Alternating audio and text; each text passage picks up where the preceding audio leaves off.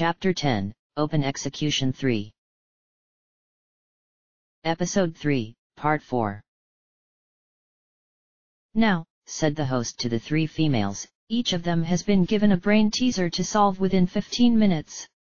If they succeed, they would be set free immediately. They nodded. So perhaps all four happened to make it, the host said as an example.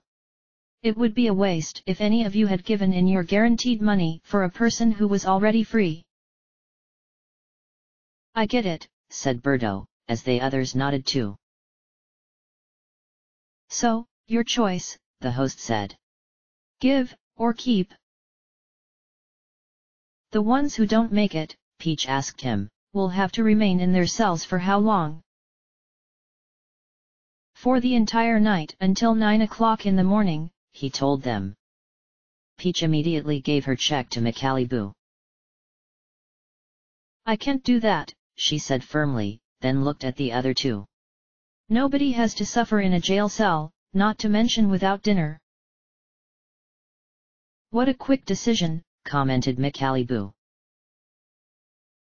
I can't believe I'm giving away 10,000 coins, Daisy said, but I still can't believe how cruel this game could be.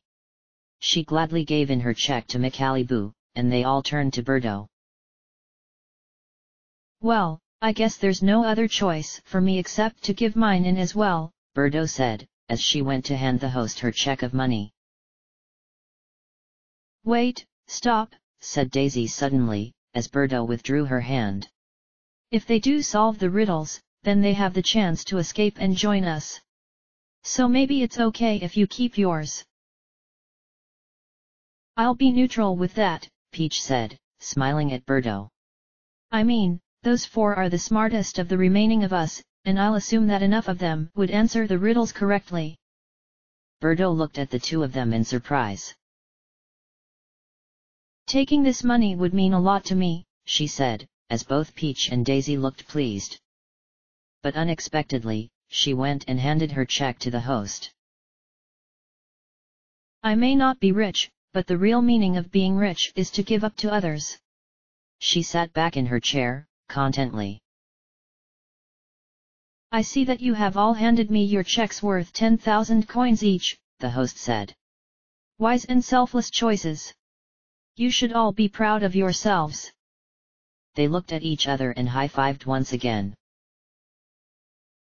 So, that means if at least one of them solves their riddle, then they will all be sleeping comfortably tonight, the host said optimistically. Oh, and one more thing.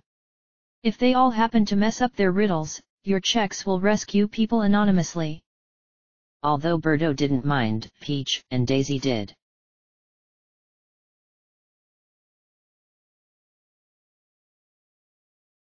After 5 minutes, Lucky 2 had asked to be let out and say his answer for his riddle. He exited his jail cell and went to the policewoman for his first and final attempt. Preparing to say his answer, he went up to the front desk. If you were to count the letters in the bag of a mailman at midnight, how many would there be? The policewoman repeated to him. There is none, Lucky 2 said. Mail doesn't deliver at night. It's a trick question. The policewoman stayed sitting in her chair. That is incorrect, she said, as Lucky 2's face dropped with hope. Back to your cell. Lucky 2's hope for being guaranteed to escape was gone. Lucky 2, I was sure my answer was correct. Now I'm concerned on whether or not the team had lost money with my wrong guess. I think I could handle a night in here. If I had a blanket, a pillow, and some food. Answer, 26, THEBAG. ATMIDNIGHT, 26 letters. The next to come up was Blooper, 2 minutes later. He felt a strange sense of confidence in his mind about the riddle, and he went up to the policewoman. This is the word that 99.5% of literate organisms in the world, in the English department, Pronounce incorrectly, she said. What is the word? The word, Blooper said, is saboteur. That is incorrect, said the lady. Blooper trudged regretfully back to his cell. Blooper, I am mad. I can't help but regret opening the container. I thought the consequences would be money-wise, yet it turns out to be in a more mental and physical way. Answer, incorrectly. In the English department, pronounce incorrectly. 10 minutes had passed. Toadette finally went out as she went to the lady, fearing that she would run out of time. She struggled with the answer. What appears 3 times in your average lifespan, 2 times in your last year of living, and just once in your ending day? Repeated the lady. Your birth, Toadette said, entirely guessing. That is incorrect, said the lady, much to Toadette's expecting. She felt distraught as she went back to her prison cell. Toadette, I could not last another hour in there. I was ready to break up and cry because I did not open my container intentionally, and I was innocent. It was a hideous challenge. Answer, the letter A, 3, your average lifespan, 2, last year of living, 1, your ending day. Because of the generosity of the innocent ones, just 1 person had to solve their riddle. But now 3 had failed.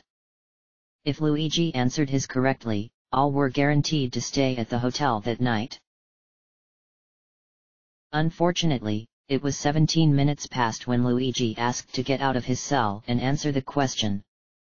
The guard refused his request, and he was left disappointed. Luigi, I don't think I even had the right answer. Oh boy, I hope Daisy isn't worrying about me. And I hope the others did fine on their riddles, yet I don't know how. I will be tonight. Answer, pasta, SIPAXLESTTTERAS. SIXLETTERS, pasta.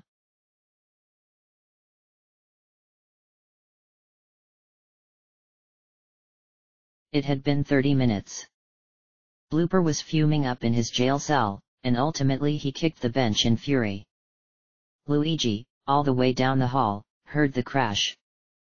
He lied down on the bench and hummed a tune to calm his mind. Lakitu seemed restless, as he walked around in his cell again and again. Toadette was sitting down on her bench, crying helplessly with her hands over her face. Without any warning, a rude alarm went off with a message. Attention! The policewoman yelled. We have 3 excuses available tonight. This means 3 of you will be able to be set free. They all were alert as another piece of paper was dropped into the rooms, as well as a modern calculator.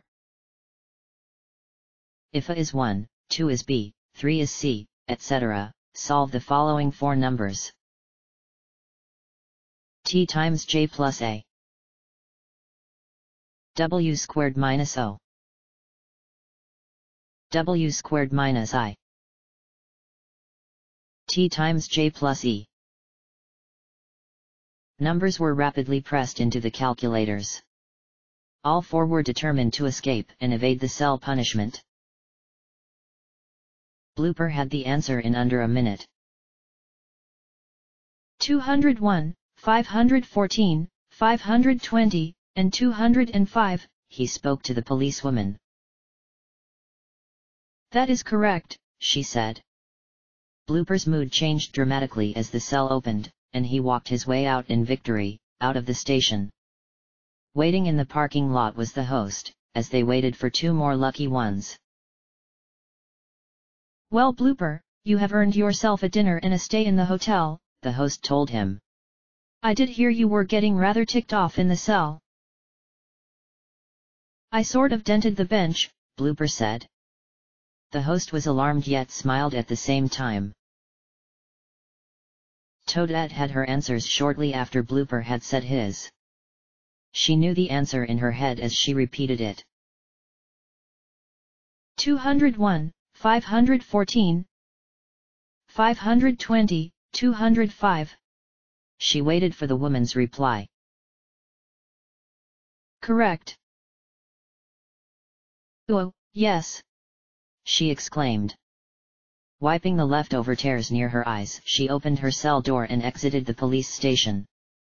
She met up with the host and Blooper. Toadette, congratulations, said McAliboo. May I ask why your eyes are so red?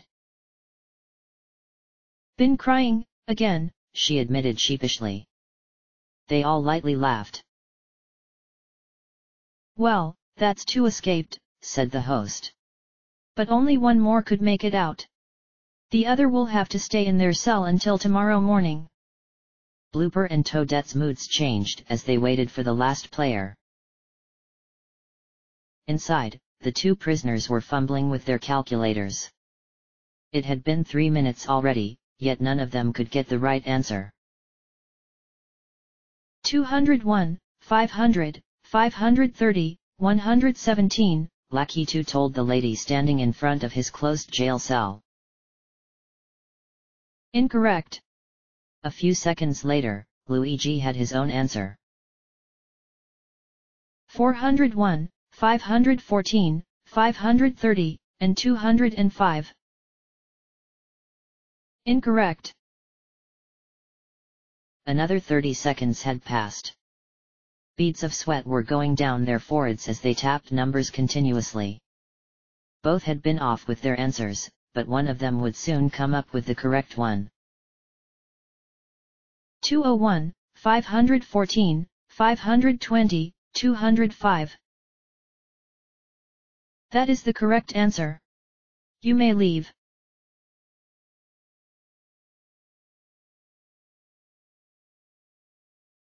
The host, Blooper, and Toadette watched the third prisoner exit to the parking lot. Only the shadow of the person could be seen in the night sky, as they eagerly stepped closer to see who it was. Well, congratulations, the host said, Luigi. Luigi laughed happily and high-fived the others. I stink at math, Luigi said, and I can't believe I wasn't the last one. No kidding, said Toadette. I guess that means Lakitu has to stay overnight, Blooper realized. As they laughed nervously, they felt pity for their team member. Well, the host continued. I expect you three to never, ever break the rules once again. You have all showed me your dishonesty in this challenge. Toadette, the least. Blooper, the second most. Luigi, tremendous. They stood still and made promises to themselves to follow his future directions. In the car are your burritos and soda, McBallyhoo told them, pointing to a car with a crew member besides it. The three players headed off to it slowly, as McAliboo headed into the police station.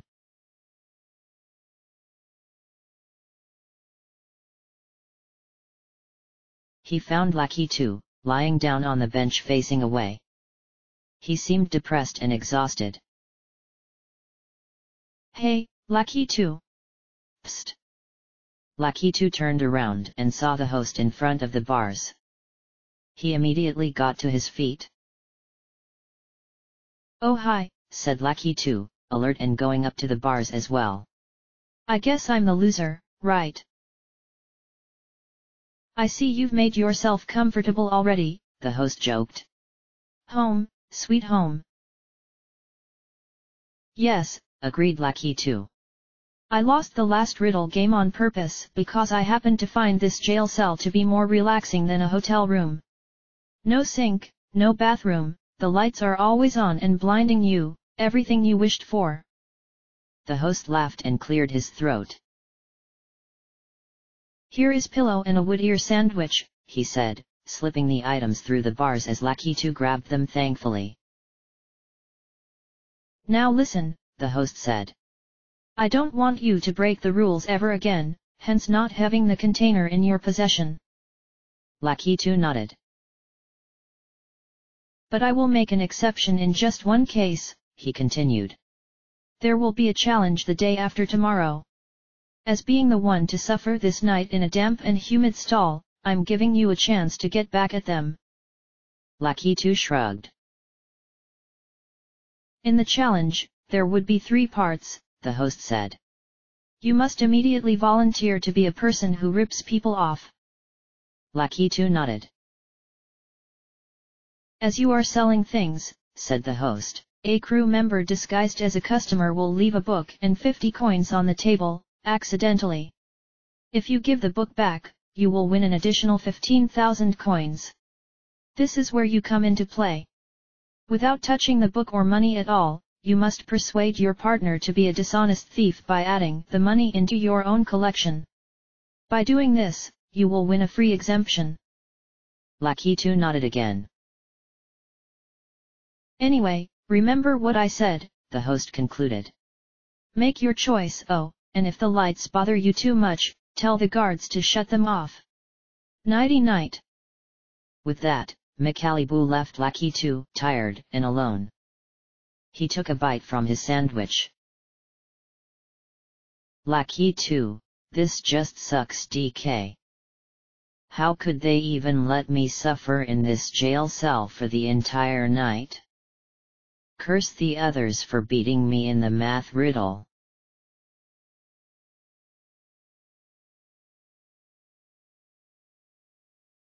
The 6 who were greatest that night slept in a nearby hotel. Neither of the innocent ones was aware of which prisoners had been freed and which had been fated to stay in the police station.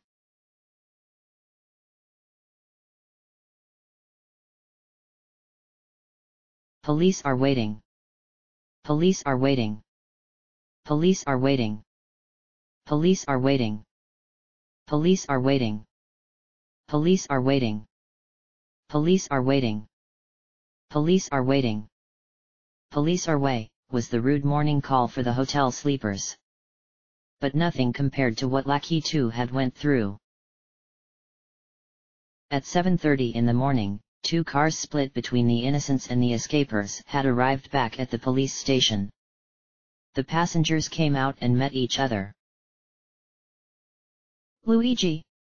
Daisy exclaimed, as they hugged happily. "Thank goodness you weren't to stay in the jail cell last night." "Toadette," Peach said in relief. "I'm glad you were able to escape and sleep in the hotel." "Blooper, Toadette and Luigi," Birdo noticed. "That means there is still one more inside the police station, oh dear." "Lucky 2, said the host. The cage door opened, and Lucky 2 saw that all 6 other players were right in front of him, looking at him with compassion. "Sorry, Lucky 2, Daisy said. "Only 3 of you guys could get out of the cells." "We feel really guilty," Blooper told him. "But no hard feelings, right? Though I can't blame you if you hate us now." They all lightly chuckled. "No worry, I slept soundly," he reassured them. The others smiled, yet knew he wasn't telling the truth. "Daisy, I felt awful for Lucky 2. Even though I did the maximum I could on my part, I couldn't help but feel that I should have helped more." "With having the innocents all female," finished the host, "you have won the 20,000 coins for this challenge. Well done." They cheered for themselves for their first and last victory of the episode. "Save your cheers for later," the host warned them. "We will be having our 3rd execution tonight, and one of you will have to go home. We will leave immediately for the boat docks." He went to walk out of the station, as the rest followed him.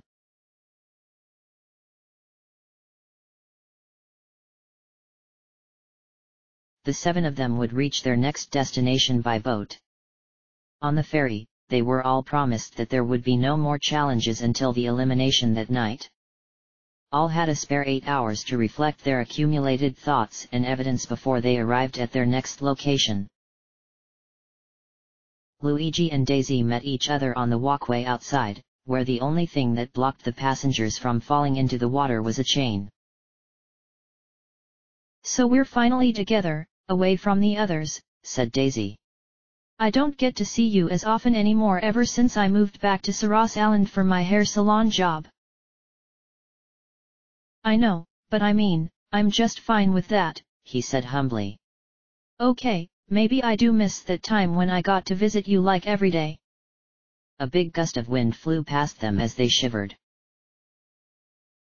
"The view is so clear and stunning," Daisy said, almost in a dreamful tone as they looked out to the sea.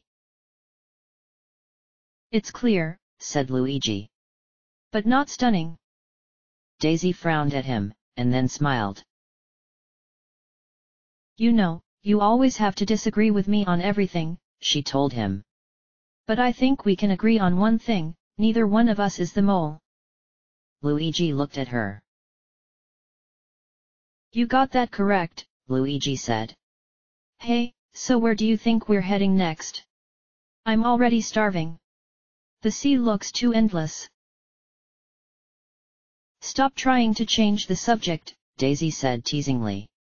"I mean, who do you suspect it could be?" "Who do I think?" Luigi asked. "Well, I don't know. In fact, I'm surprised I've made it this far in the game. I was going with Lucky too with a lot of my questions," said Daisy. "But after yesterday, I think he might just be trying his best like the rest of us are." "I can trust Lucky too," Luigi said to her. "And I trusted Dupless too. But now he's gone. It looks like all the innocent ones are disappearing." He sighed and stared out into the horizon once again. "Yeah," she said, and then looked along with Luigi at the sea. "Hopefully none of us will be a victim for tonight's execution."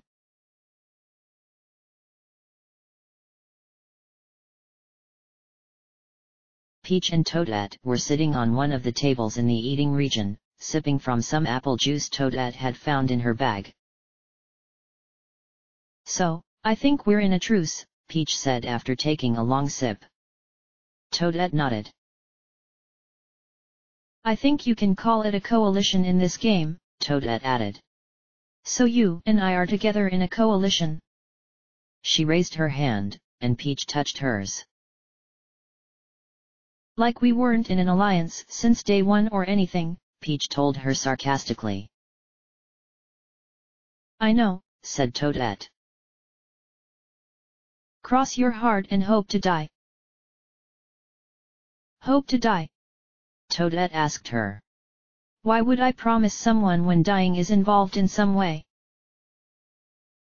Just say it." "Okay," Toadette said reluctantly. "Cross my heart 2 times and hope to die, whatever that means." The both went to throw out their apple juices. "So," said Peach, as they sat down. "Who's the mole?" "I am," said Toadette. "I've been playing it all along, dummy." "Funny," said Peach, raising her eyebrows. "The producers told me that I was the mole." "Macaliboo directly told me," Toadette argued. "He said I was it." "Says you," Peach argued back. "I was assigned the mole a month before this show even started." "Stop lying." "I'm the one telling the truth, not you." "You are mistaken, for I am the one and only mole," someone besides them announced. Birdo approached them, carrying a tray in her arms. "The mole wouldn't give us food." Peach and Toadette saw that there were 3 hot dogs on Birdo's tray as she put it down in front of them. "This is pleasant," Toadette said. Why are you unusually nice today? Can't I feel like it? Birdo asked as she sat down on the other chair. I'm not doing this to lay your suspicions off from me. I'm doing what I feel like doing. Well, said Peach, if I win the money, I'll definitely pay you back. They dug into their hot dogs and smoothies.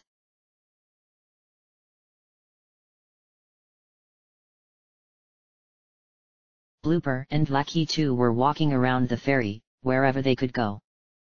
The two players who never before seemed to talk to each other talked to each other. How was the cell?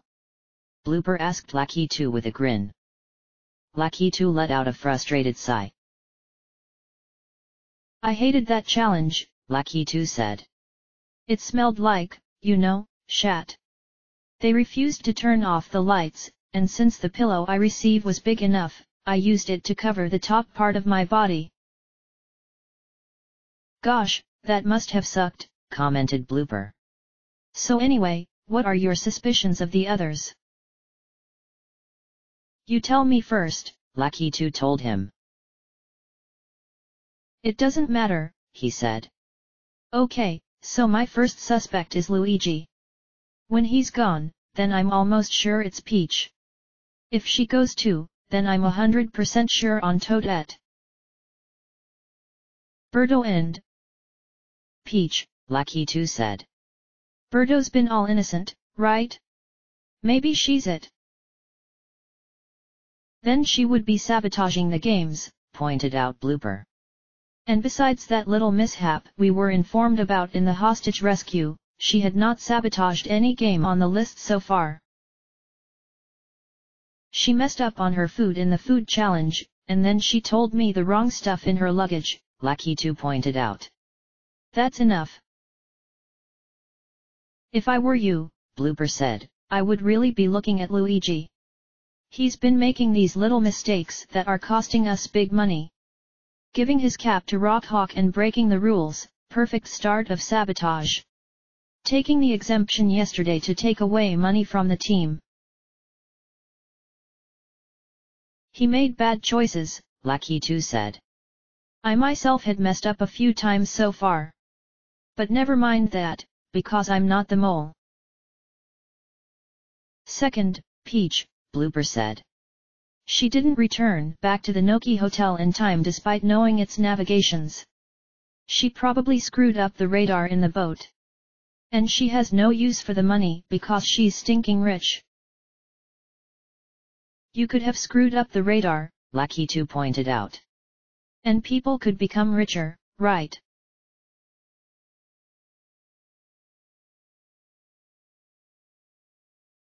I think you and I have forgotten one thing, Luigi said suddenly, breaking the stillness in the air. He pulled out a green-colored card with a thumbprint logo. Exemption. Oh, right. Daisy exclaimed. I totally forgot that you were safe and sound for this episode. They hugged each other happily, knowing that half of their worries for the night were gone. I guess this exemption makes me not have to fret today, Luigi said thankfully. He looked at Daisy, who was looking out into the distance. Just promise that you won't be the one to go, said Luigi quietly. Just take your time and think of all the choices. Think before you pick. Yup, that's the phrase. You know I'll do okay, Daisy reassured. I've made it through 2 rounds already.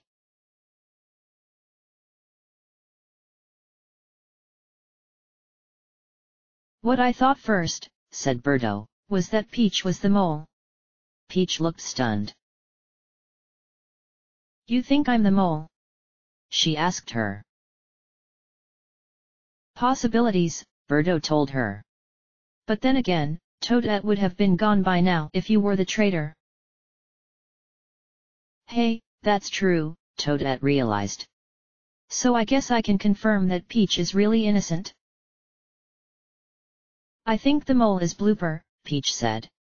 But I'm just saying it for facts. He almost killed us in the egg challenge. What a coincidence, all three of us were with him, noticed Toadette. Okay, he didn't know how to use a compass needle. Either he was really stupid or was trying to waste our time. And then he blames me so much for fiddling around with the radar while saving Luigi, Peach added. I did not do anything with it.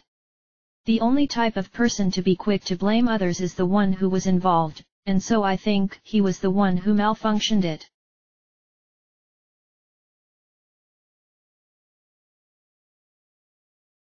Third, Toadette, Blooper continued. She seems so hidden, and she messed up in the baggage challenge. Hey, I did too, Lucky 2 noticed. She got 2 bags wrong, Blooper pointed out. And I'm definitely suspecting her because she distinctively chose my bag to be the wrong one out of the 9. Then, she entered the clue location in the clue challenge and started to cry and act all innocent. Although she did choose to go inside, I was the one who lured her, Lucky 2 admitted. But ignore that, because I'm not the mole. So perhaps Toadette. And Peach. And Luigi. Okay, your turn, Blooper said. Luigi, Peach, and Toadette. You're kidding, right? Blooper said, sighing. What? Said Lucky 2. There's nothing wrong with taking the opinions of others, and I have no clue on who the mole is. I'm going with the people you said. Okay, said Blooper slowly. What if I'm wrong? What then? You're screwed. You'll be screwed too, Lucky 2 told him.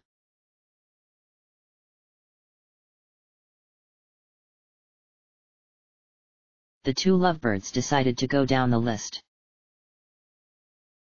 Birdo. Started Luigi. No way.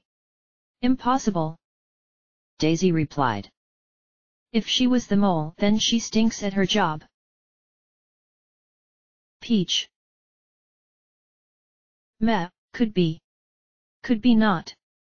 She's smart yet tricky. Lucky 2. I would say. He might just a bit, for his quick actions. I am less suspecting him though. Toadette. Maybe, but she's a bit too emotional, unlike the mole should be. Blooper. I would say it's possible, though I'm uncertain. He's rather intelligent at some moments. Luigi. Oh, stop kidding around. Daisy. Luigi. They both laughed as they headed back inside.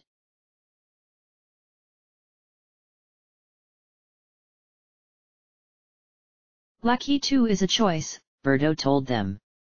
He had been messing up some games, baggage challenge, food challenge. I know, said Toadette, agreeing. I've always thought it was him, just for him volunteering to do stuff so quickly. Hello, I'm Lucky 2. I want to do the first baggage challenge. I want to find the clue first in the bar. Hello, I want to be the first arrested.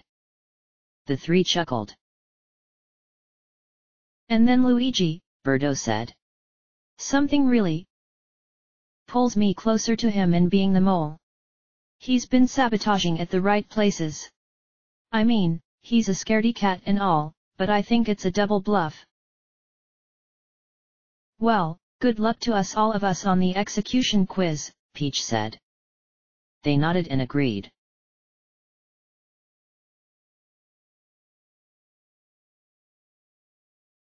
To kill time for a few of them, there were 3 video arcade games on the bottom floor, Space Intergalactic, Tic-Tac-Toe-Det, and Alla Booby's 12th Adventure.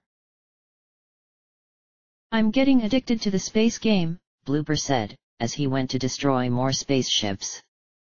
Peach and Daisy were playing Tic-Tac-Toe-Det. Wow, what an odd name, said Daisy. And an odd game. Just like tic-tac-toe, but the entire square is spinning around. The screen displayed game over, with a message below it, the mole is just hidden. This name has got to be a joke, Lackey 2 said. Alabooby's 12th adventure? Retarded. A fat obese pixel character was jumping up and down, sitting down on enemies under his own weight whenever he could get the chance. After defeating an enemy, a strange mushroom-like blob said a message. Thank you ARandomAudiobookAppeared. But the princess is in another castle. I think it's a hacked version of Mario Brothers, Blooper told him.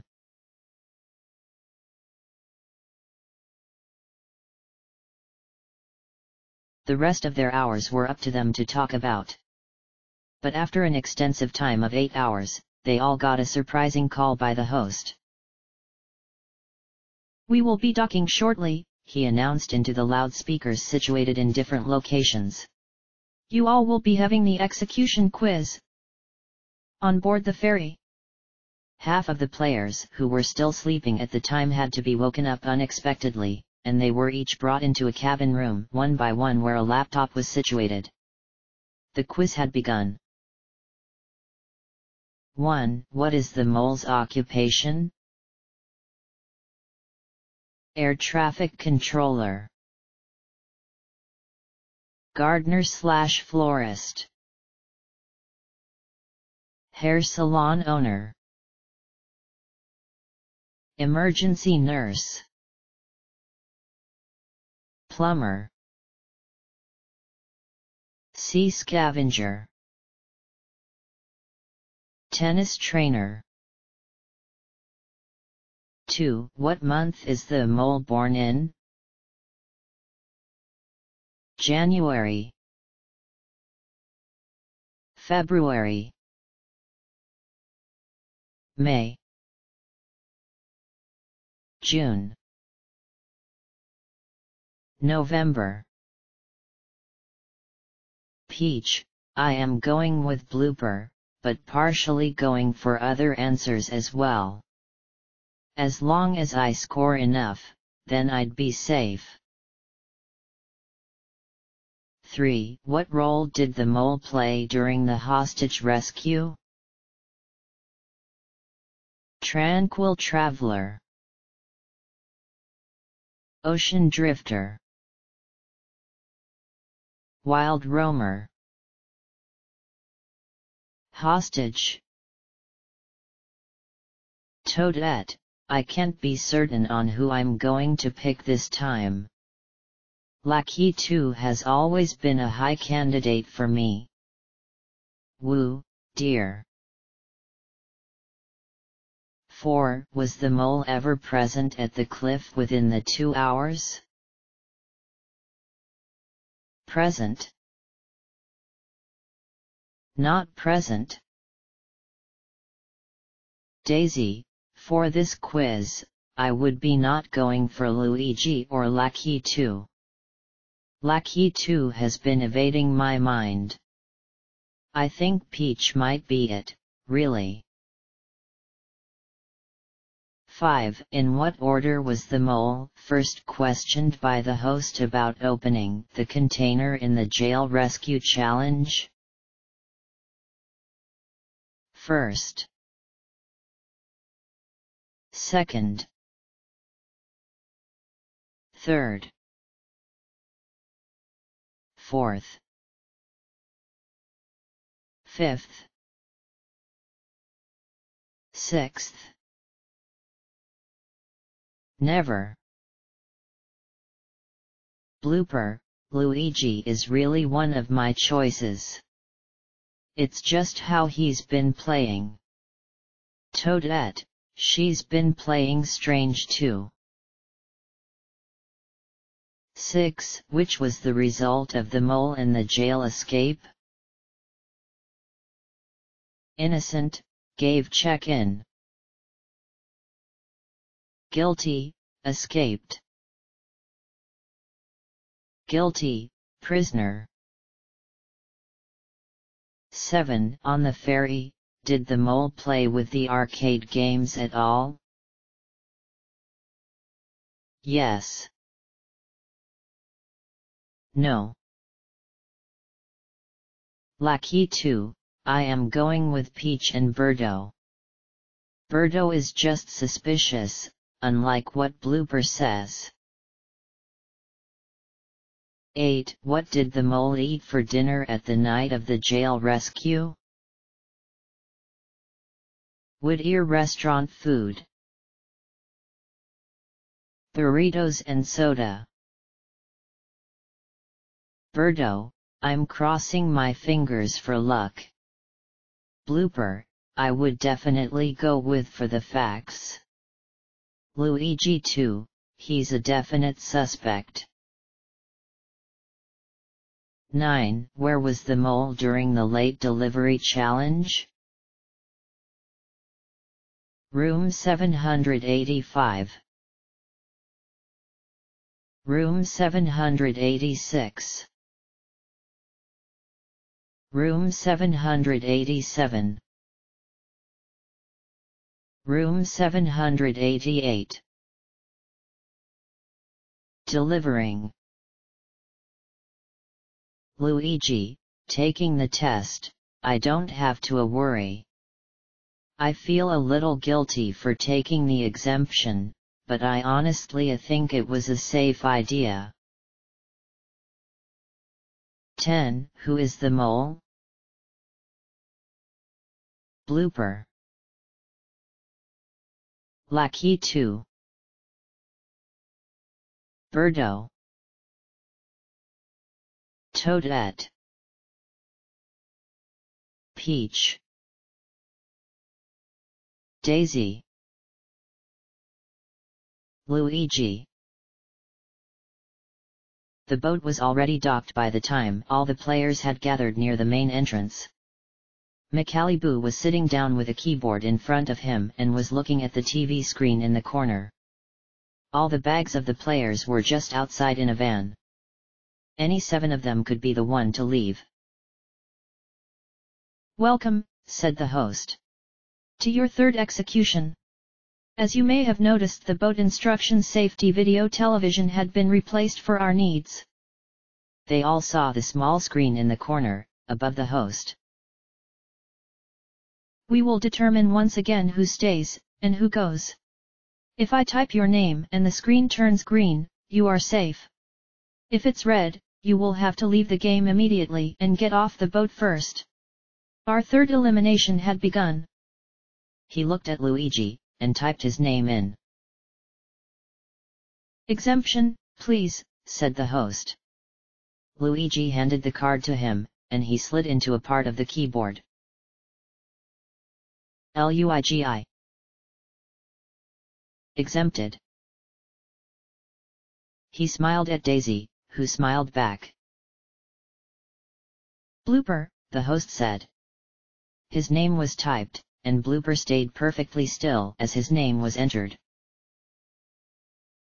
Blooper.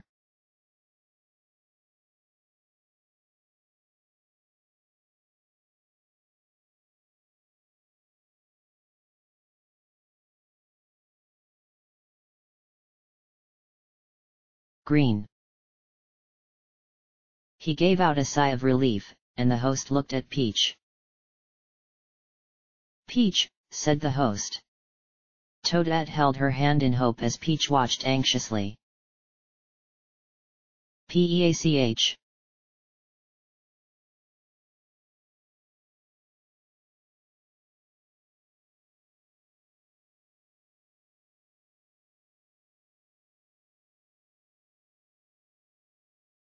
Green.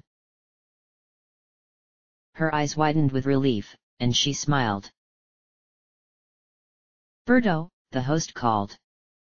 Peach and Daisy smiled at her as Birdo seemed to be closing her eyes. Birdo.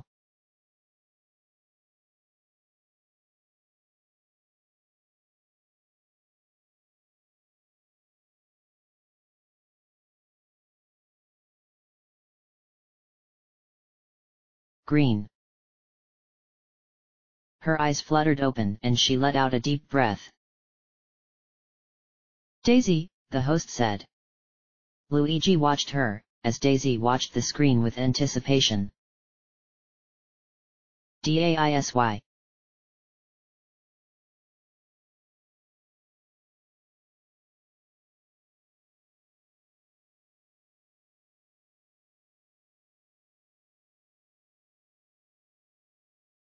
Red. Oh no, she said, as the host turned off the screen. The 6 others seemed immediately sad. Luigi's mouth was agape. But, began Luigi, at a loss for words. Daisy, we must go, said Michaliboo. Goodbye Daisy. We'll miss you. Thanks everyone, she said, as she followed the host out of the ferry. They watched her leave out the window. Why Daisy? Luigi said out loud. It just had to be her.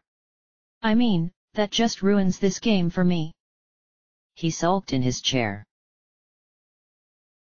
She was one of the best players, said Birdo, feeling sad herself. It's a shame she had to go and leave us. I thought she would be sticking around to the end. She did an awesome job in the egg challenge, Blooper remembered. And she did her best in everything. She never sabotaged.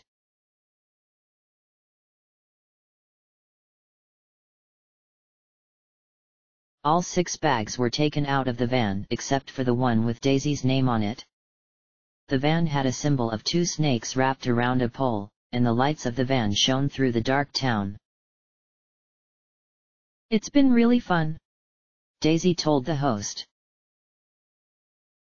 There's no doubt you enjoyed the game so far, the host said. Sadly however, you have to go as the 3rd executed. She shrugged. What will you remember the most from this experience? He asked her. Just being with the others, she said. The egg challenge was really exciting too, especially since I won for that game. And the cliff jumps was exciting. I won't forget the luggage game ever.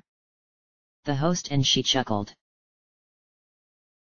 You've been a great player, the host said. But sadly, you had scored the lowest on the quiz.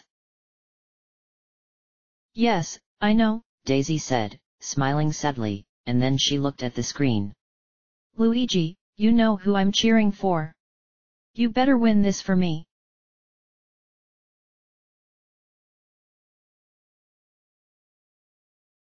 I'm just relieved, Toadette said, her voice cracking as she tried to hold back any crying, that I wasn't the one to go tonight. Yet I feel guiltier that someone else, Daisy, had to go. I know, said Peach gloomily. Now I really feel like crying myself. Nobody suspected her at all, not even once. I guess the mole is deceitful, Lackey 2 said.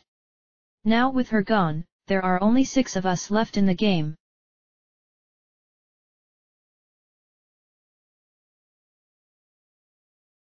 Take care, the host said to Daisy, as the princes left off in the van at exactly 7:30 p.m.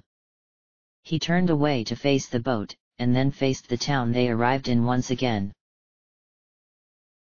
Rogue Port, he exclaimed. The town of thieves and bandits. A perfect home for the mole.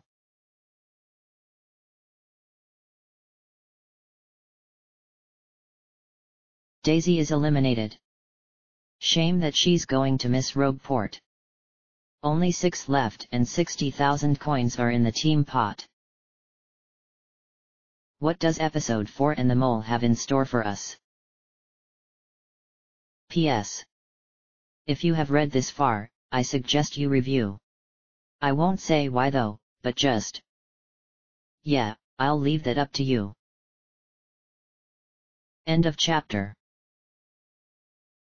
Chapter 11, Temptation and Laughs. Episode 4. the traitor had taken another victim. Daisy's mind was manipulated to trust the saboteur, and in result, she failed the test miserably. The third to go, Daisy was well liked by the others and obviously missed after her disappearance from the game. 6 contestants now remain, having the chance to gain over an additional 300,000 coins. But it's not as easy as it looks, because still among them is the person intended to interrupt their success, the mole. Luigi. Surname, Mario. Birthday, January 18th. Occupation, plumber. Peach. Surname, Toadstool. Birthday, February 3rd. Occupation, tennis trainer. Blooper. Surname, Inky. Birthday, November 4th. Occupation, sea scavenger. Lucky 2. Surname, Clouda. Birthday, February 25th. Occupation, air traffic controller. Toadette. Surname, Retoad. Birthday, June 26th. Occupation, emergency nurse. Birdo. Surname, Bowtie. Birthday, June 2nd. Occupation, gardener/florist.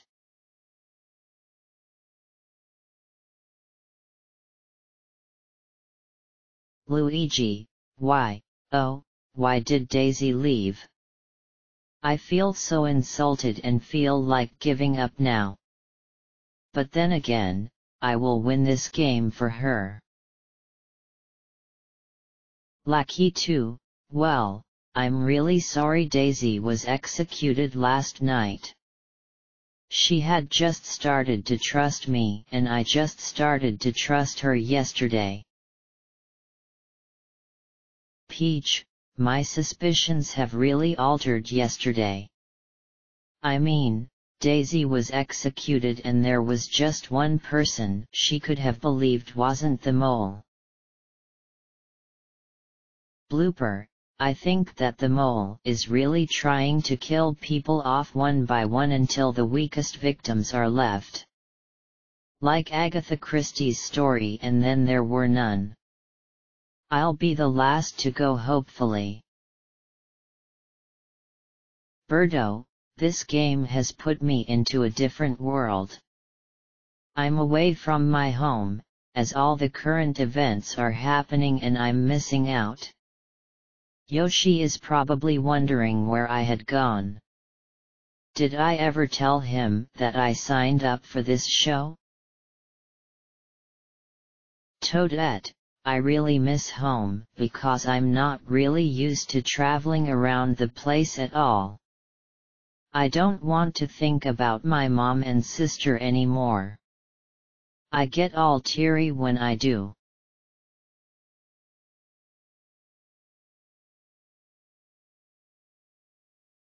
It was 9 o'clock in the morning, a sunny day in the town of Rogueport. They had all got plenty of rest last night during the ferry ride and the sleep in the inn. Good to see you, contestants, said McAliboo. They replied the same. Please split into 3 groups, he ordered them. I need the 2 people who make the most attractive choices. 2 people who like to rip people off. And 2 people who are the least sociable. 15 seconds. Toadette and I, Peach said quickly. We make good choices. The others nodded with no disagreement, and Toadette agreed. Luigi, you're not sociable, Blooper said. Luigi agreed. I like to rip people off, said Lucky Two quickly, before anyone could take the place. He remembered the exemption offer he was told about. I'm not sociable either, Birdo said. I guess I like ripping people off, concluded Blooper. 15 seconds was up. I will now tell you your rules for this challenge, the host said. There are 2 required parts. Toadette and Peach will be doing one thing, while Blooper and Lucky Two would do the other. After their part is completed, Luigi and Birdo would do part number 2. Ready to know what your mission is, unsociable ones? They both nodded nervously. You must collect at least 1 minute of laughter, said the host, raising a video camera out from his jacket. Luigi and Birdo smiled, confused. There must be 1 full minute of laughter from other people besides the 2 of you, he explained. Listen carefully. As they laugh, they must never be able to see this video camera you are recording them with. Otherwise your mission will be failed. And they must laugh about something you guys perform, so don't rely on any other street clowns to do your job. I hate this, muttered Luigi. This challenge sucks. Toadette, Peach, the host said. Follow me. The 2 of them followed him to the west side of Rogueport.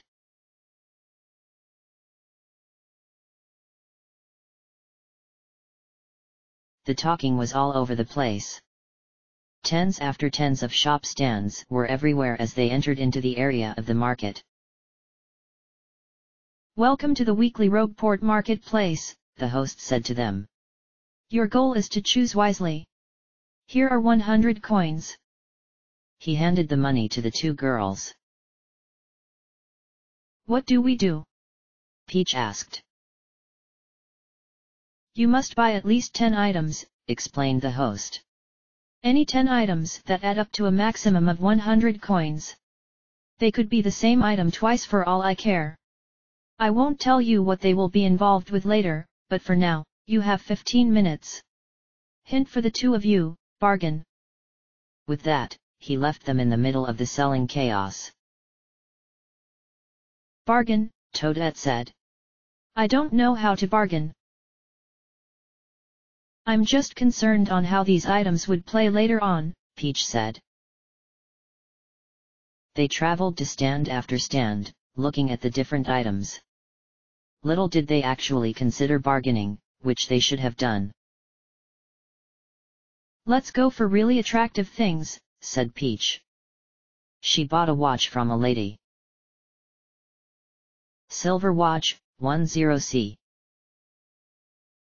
That shovel looks nice, Toadette said.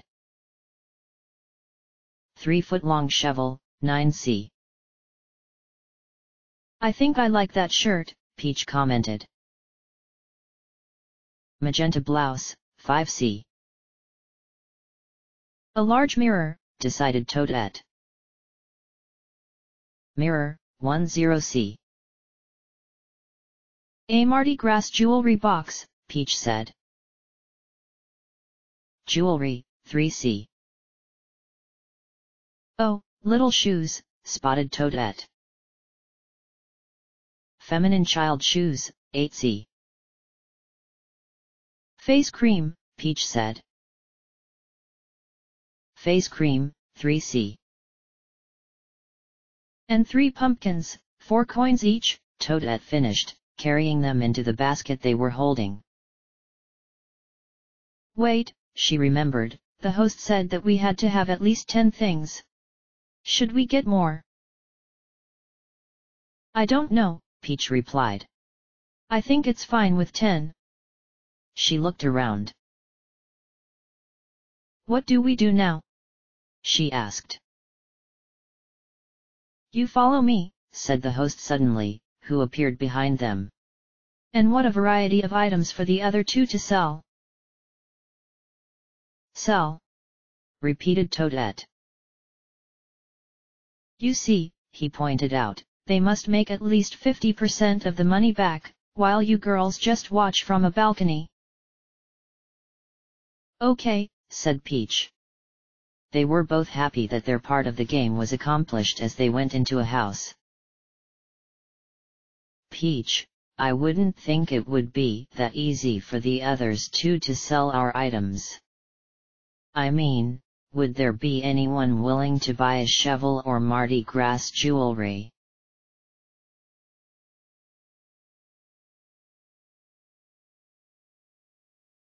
Come here, the host said to Lakitu and Blooper, who made it through the crowd of people unharmed. He led them to a wooden stand with an empty table, and the two players could only guess what their mission would be. Here are the items the girls bought, Macalibou said, as he brought up the basket. One by one he placed them on the table as Blooper and Lakitu looked with uncertainty. They cringed when they saw one of the pumpkins, smashed in the side. Now, here is a walkie-talkie, he said, handing it to Lakitu. Once you earn at least 90 coins from the items, you will talk into this and say that you're finished. Do we have to sell just this stuff? Asked Blooper. If you've sold all your stuff, and you still don't have 90 coins, then the rest is up to you. You have 2 hours. Begin. He left the two, puzzled and lost. Part 1 of the Sell and Laugh Challenge was for Lakitu and Blooper to earn at least 90 coins from the items bought by Peach and Toadette in the market. Once they finished, Luigi and Birdo would do Part 2. After their 1 minute of laughter was collected on video, the challenge would be completed. Part 1 and Part 2 were each worth 10,000 C, and the group has 2 hours to successfully complete both parts. At 1 hour through the challenge, a cast member dressed up as a shopper would intentionally leave 50 coins on the table of Lakitu and Blooper. If they gave it back, the challenge would be worth 15,000 C. If they kept the money, then the challenge would only be worth 5,000 C. If Lakitu would be able to persuade Blooper into not giving the money back without touching it, then Lakitu would receive an exemption but cost the team money. However, if Blooper gave back the money to the cast member against Lakitu's persuasion, then Blooper would win the free exemption.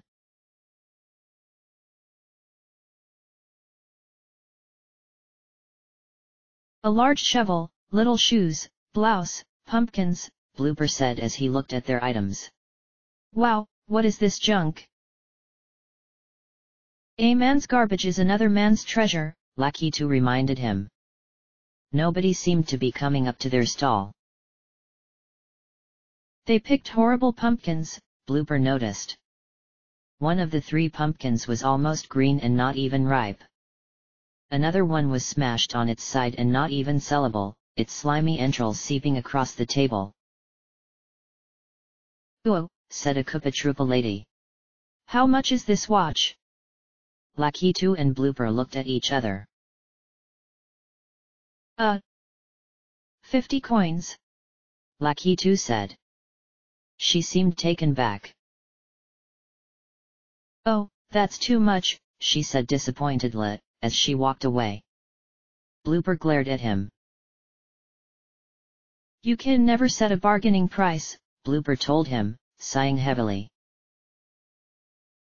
"Hey, we're supposed to rip people off," Lakitu reminded him. Lakitu, I remembered that exemption offer I was told about when I was in jail. I wasn't sure if I was going to take it or not, but I knew it would cost the team money. Blooper, 50 coins? Come on Lakitu, what are you doing? Don't bash our customers away with sad prices.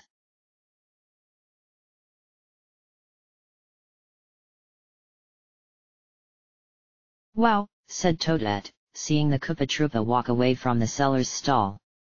"They must have really tried to rip her off." Peach and she laughed.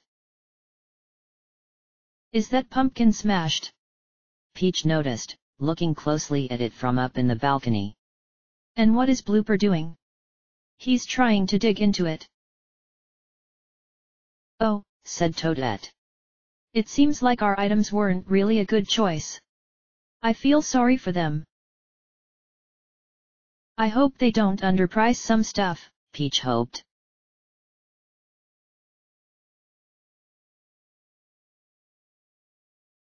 A female toad came to their stall for the face cream, which they sold for 5c. 5 coins, said Lucky 2. 18 more of these and we are finished. A few minutes later, another female toad came up to them. How much is that box with the Mardi Gras stuff? She asked them. Oh, said Blooper. We bought it for 20 coins.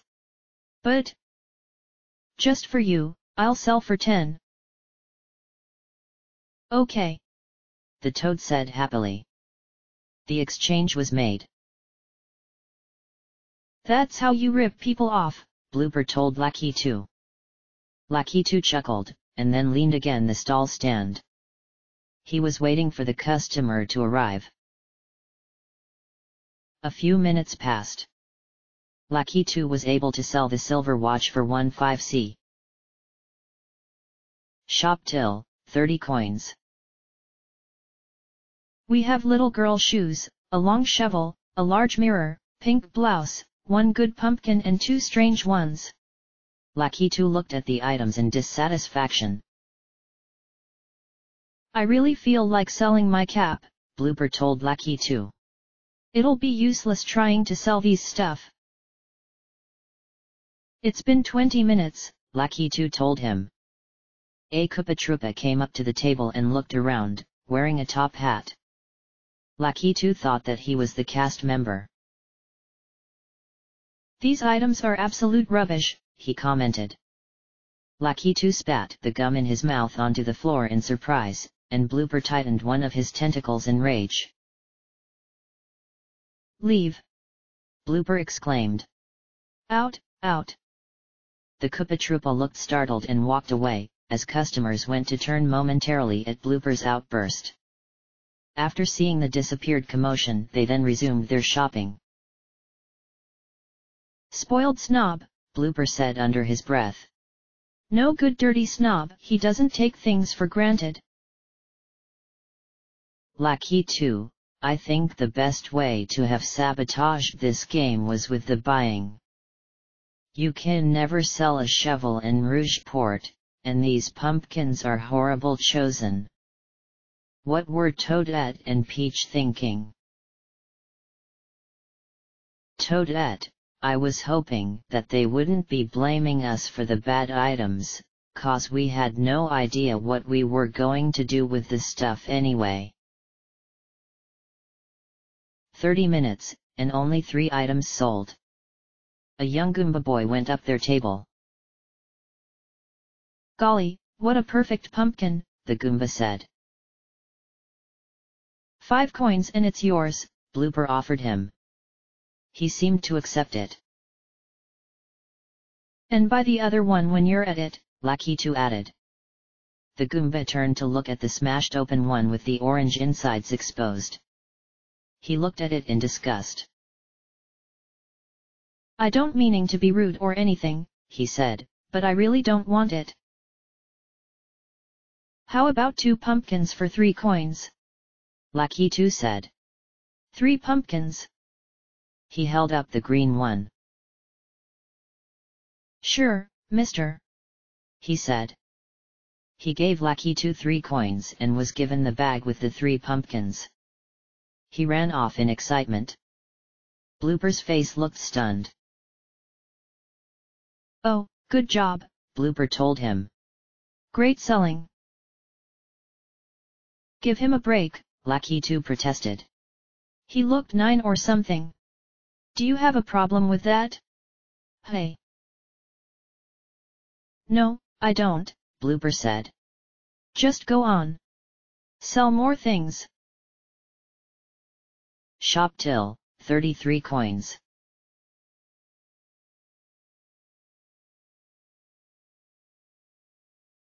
They just gave the Goomba all 3 pumpkins, realized Peach. They probably ripped him off heavily, Toadette said. Poor him.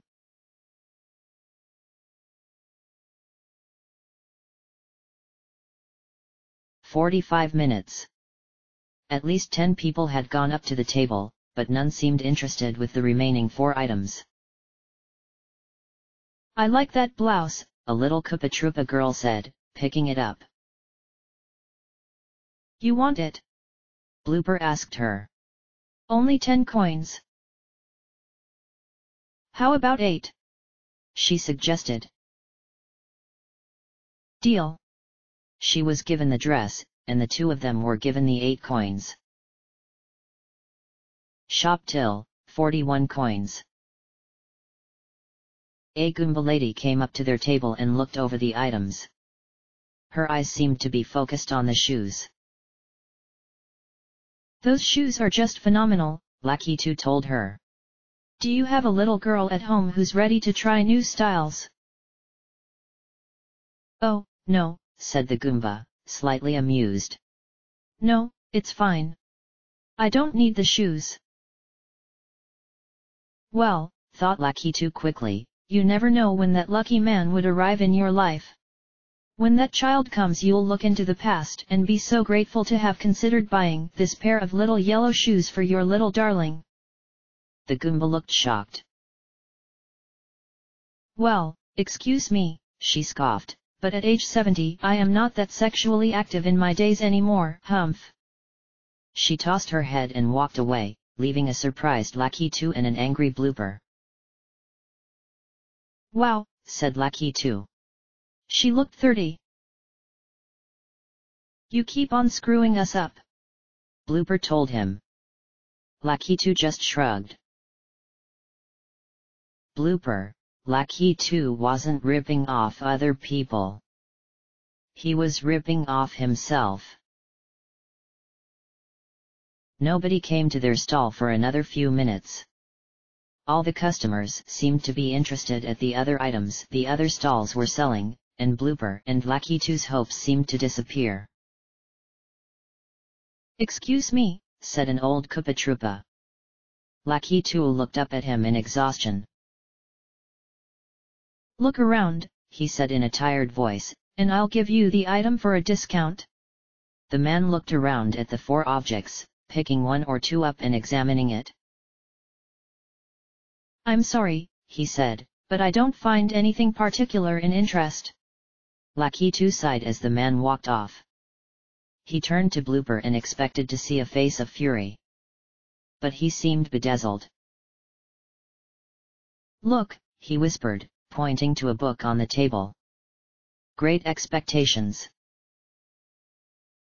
I've seen that book before, Lakitu noticed. But I don't like books. This is why I'm wearing glasses, because books destroyed my vision. No, said Blooper. He lifted the first page to reveal a plastic Ziploc bag full of coins. Lakitu's mouth dropped wide open. The Koopa Troopa was the stranger. Let's keep it, Lakitu said immediately. He was going for the exemption. Are you serious? Blooper told him. He picked up the book and the money and opened the bag, counting the coins one by one. 35, 40, 45, 50. Blooper put the coins back into the plastic bag. That's a lot of money. He looked around him to make sure there was nobody spying on them. With that money, our challenge is complete, Lakitu realized. Come on. But shouldn't we give it back? Blooper said, considering the action for a split second. It's his fault, Lakitu reminded him. Let's just say he was a charity giver or something. The old Koopa Troopa was just a few feet away from them, examining another stall. Blooper looked at him and then looked at the money. Okay, he whispered, sliding the coins into their shop till container. Lakitu grinned and was dancing in the inside of him. But at the same time, his dance moves showed heavy guilt. Shop till, 91 coins. We're finished, Blooper said into the walkie-talkie. They both slapped each other's hands in victory. Blooper, I cannot believe we just did that. We just stole from an old man and cheated. We didn't even give the book back to him. Lucky too, I pretty much got the exemption now.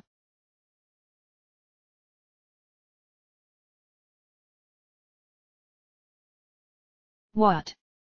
Said Peach, seeing them talk into their walkie-talkie. They're finished. That was kind of quick, said Toadette in surprise. I guess they were good scammers after all. Funny, Peach commented. They didn't even sell all the items.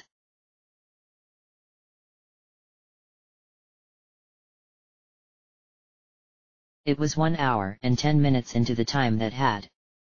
Luigi and Birdo got their cue to start their mission. 50 minutes left, Birdo told him. She was holding a small camera in her hand and Luigi was walking around nervously. We can start now. But I don't know what to do, he told her. How do I make people laugh like crazy? That's your job, Birdo told him.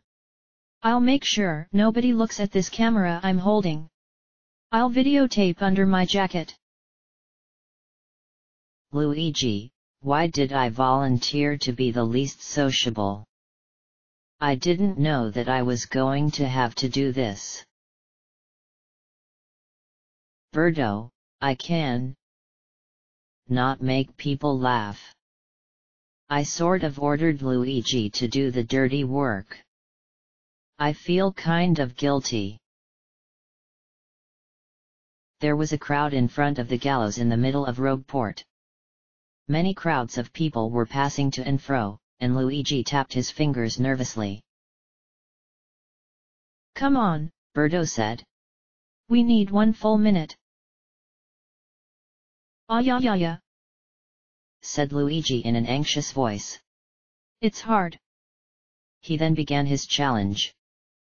He was walking towards the middle of the crowd as Birdo recorded. Further and further he walked until he slipped onto the hard floor. Ouch! He yelled. My foot! Birdo held her own, laughing at Luigi's sad attempt. A few people stopped, looking more stunned than laughing as Luigi rolled on the ground in agony. An old Goomba went up to him. Are you okay, fellow? He said cautiously. Luigi got up from the ground to the surprise of the others. Yes, he said sheepishly. I'm okay. The people and the old man left Luigi as he walked slowly up to Birdo. Birdo laughed. Not a bad try, Birdo said in an amused tone. But you scared them more than you made them laugh. What did you expect? He asked her. We're going to fail this challenge and lose if I can't do this correctly. It was already 10 minutes past, as Luigi tried his second attempt. He walked to the center of the town. Somebody help me! He cried.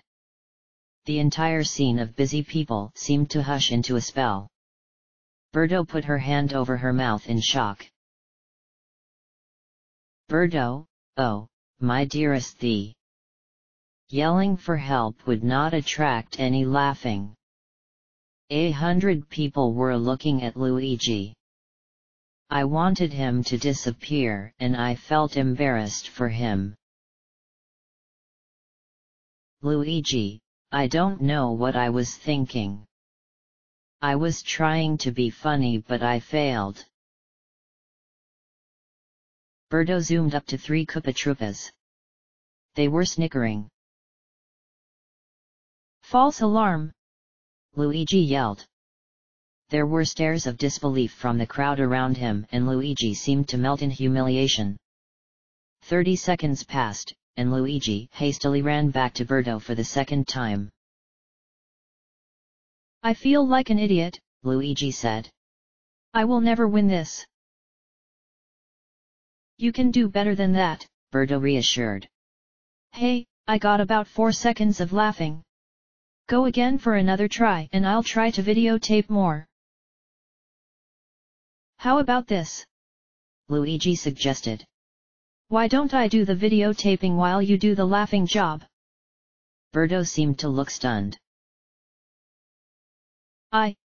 She protested, nobody will laugh at all me because Without warning, Luigi calmly grabbed the camera from her, leaving Birdo helpless. Do not blame me if I do worse than you, she said humbly. Luigi seemed to smile and held the camera up at Birdo, as she seemed to walk into the crowd. Birdo, what could I do to make people laugh? I tried to look at it the other way. What could people do to make me laugh? As I seemed almost hopeless, I got an idea. She walked up to a lady toad who seemed to be going nowhere in the crowd. This was Birdo's chance. Excuse me, Birdo asked, as the toad turned to look at her. Do you know if there's a booty banji bag shop around here? The toad looked at her and laughed. Unbelievable, said the videotaping Luigi, whose camera was catching every moment. What? The toad asked Birdo. She seemed to be ashamed in herself for laughing out loud. Birdo tried her best to keep a straight face. A booty banji bag, Birdo repeated. The toad laughed out loud again for 3 seconds.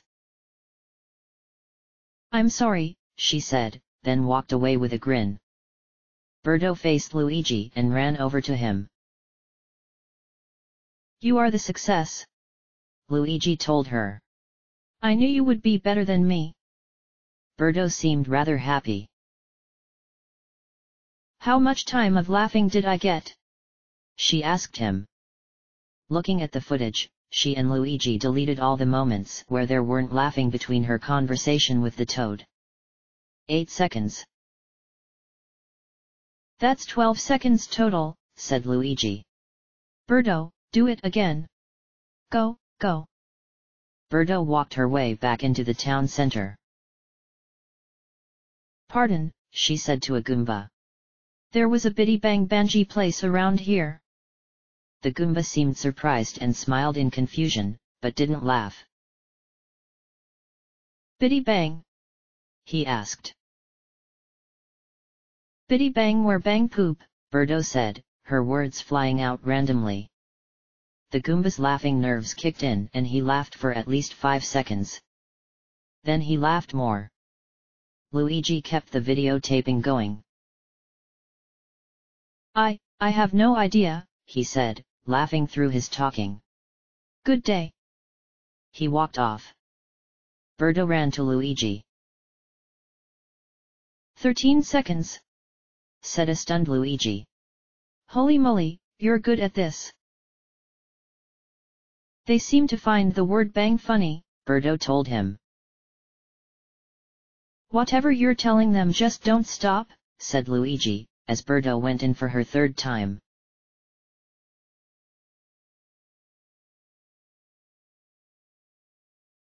Every person that Birdo asked help for only laughed in reply. She had a total of 6 people, and a total of 20 minutes had passed. Bitty witty bang. Poop going bag bang. Bang baggy bang prissy piss. 53 seconds of nothing but laughing, exclaimed Luigi, after all the editing had been made in the camera. You are the humor goddess. Birdo seemed flattered by his comment. Gosh, I really don't know what to say, she told him. I've never been so funny in my life before. We have 12 minutes to get 7 seconds, Luigi informed. Into the town center Birdo went for her last time. She wanted to make it simple. Hi, she said to a little Koopa Troopa girl who was sitting on the gallows stand. Want to play a laughing game?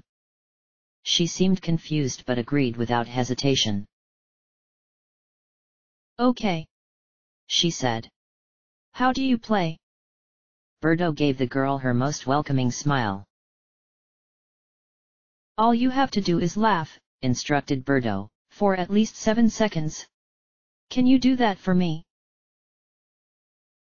Okay, the girl said, but I need something to laugh about. Can you tell me a joke? Please. Birdo thought quickly. Why did the wheels on the bus stop moving? She asked her. I don't know. Because they were too tired. The girl had a remarkable fake laugh. She laughed, and the more she laughed the larger Luigi's smile grew. 5 seconds, 6, 7. We did it! Luigi said, running up to her with joy. The girl looked up at Luigi, then at Birdo. They seemed excited and full of glee. Did I win? The Koopa Troopa asked in perplexity. Did I? Here's a lollipop for being so good, Luigi told her, fishing into his pocket. He found nothing but coins. Here, take 3 coins, he said. The girl beamed and walked away. Mission is complete, Birdo spoke into the walkie-talkie. They were done.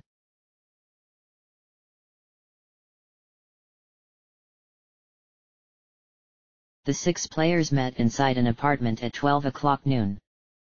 They were all sitting in chairs, and the host was sitting in front of them besides a television.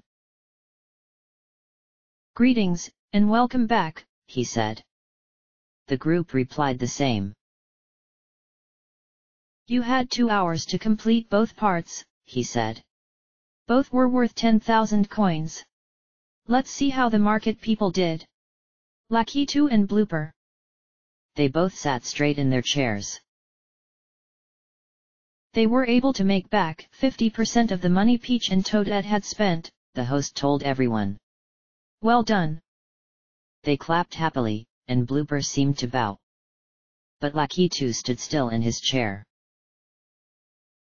However, there was something that needs to be told, the host interrupted, as the 6 of them hushed quiet. Lakitu, please tell them. Although reluctant, Lakitu had no other choice. I was offered an exemption when I was in jail, he admitted. If I were to trick Blooper into keeping the money that a shopper had dropped on our table, the challenge would be worth less and I would win the free pass. The group seemed to be let down by their peer, Blooper being the maddest of them all. You greedy, little... Blooper started, not bothering to finish his sentence. If you had given our assistant back his money, said the host, looking at Blooper, you would have received the free exemption instead, and the challenge would have been worth 15,000 coins. But now, all you have won with completing part 1 is 5,000C. The clapping was toned down at Lakitu's act of greed. Part 2 involved Birdo and Luigi, the host said. Birdo was the star and managed to create all the laughing that was captured on film. The others cheered for her, as she sat in her chair modestly. The footage they had taken is all on this television, said Mikalibu, inserting the disc in the TV.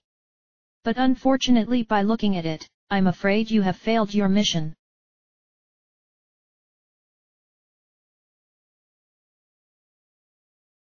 Ouch. Too bad for Birdo and Luigi. What, rather crazy, challenge will be in store for the next part? Just wait and see.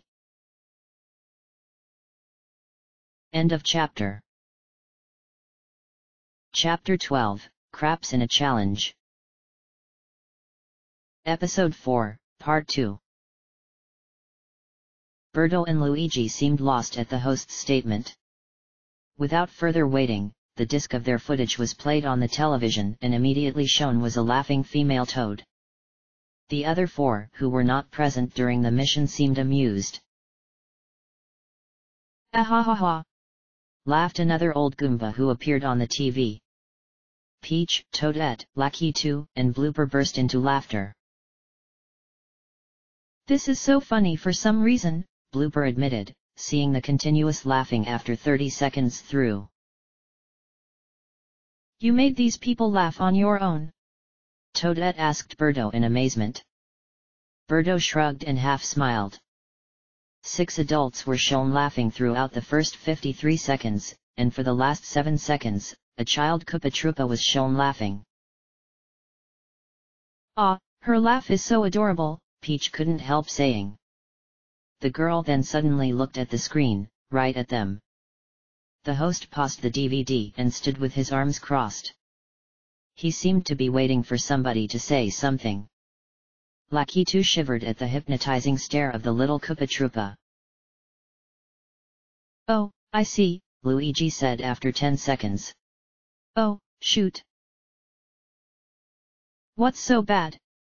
Said Lackey 2. She's looking at us, Birdo noticed. Oh dear.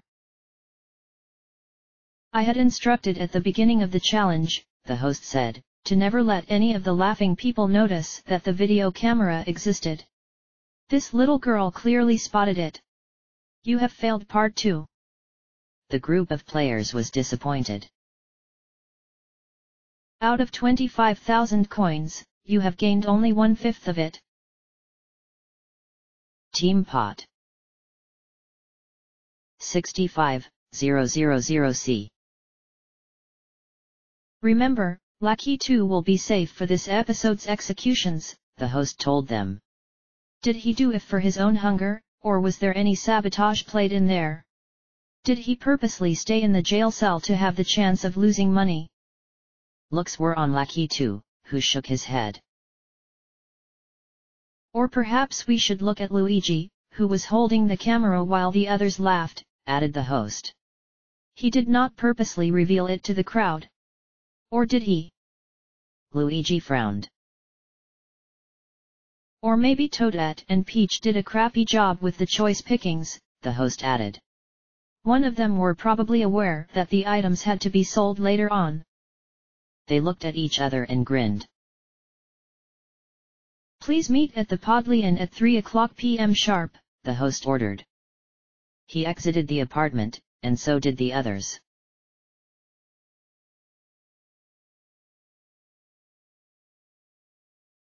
Toadette, I felt bad for Birdo. She really went to the limits and deserved the right to add money to the pot.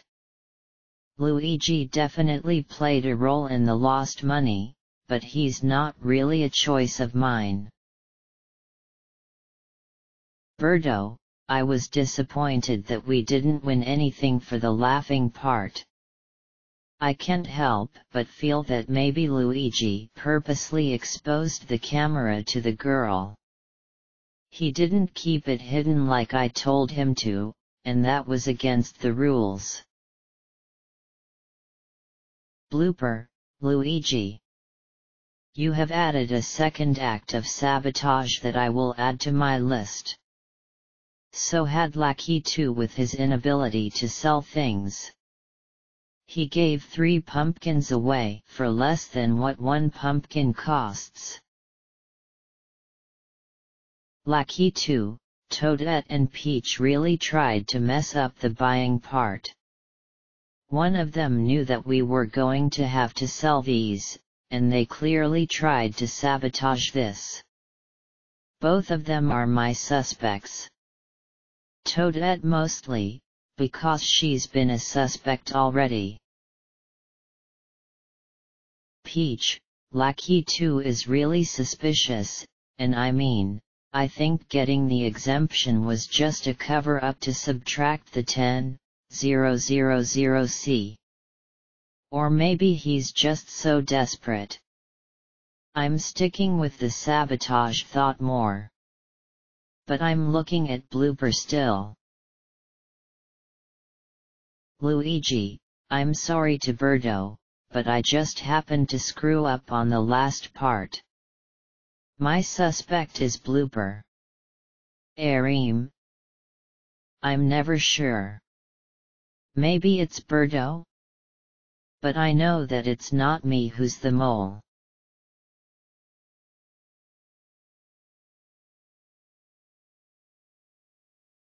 The players had no idea what lay in store for them, but after walking around Rogueport for just a few hours, all arrived before 3:00 p.m. in front of the door to Podley's Inn. The door opened and they stepped inside. We have a new challenge in store for you, McAllibu told them. Craps?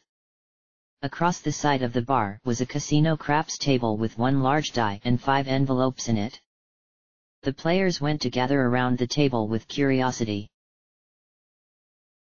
This is how you are going to play, explained the host. You will one by one pick an envelope and read its contents. They will each have 2 dares on them, one main one and one slightly easier than the other. Depending on how you roll will determine your challenge. Understand? The contestants half nodded. Let's go through the list, the host suggested, as he went over to grab each of the envelopes and remove the papers. He lifted one of them up. Roll 1, 2, 3, he read. Dye your hair green or orange. The players chuckled nervously. 4, 5, 6, McAllibu continued, shave your head bald. There were stares of disbelief and laughs. Peach seemed offended at the hearing of it. Peach, I knew from the start that this challenge would not be pretty.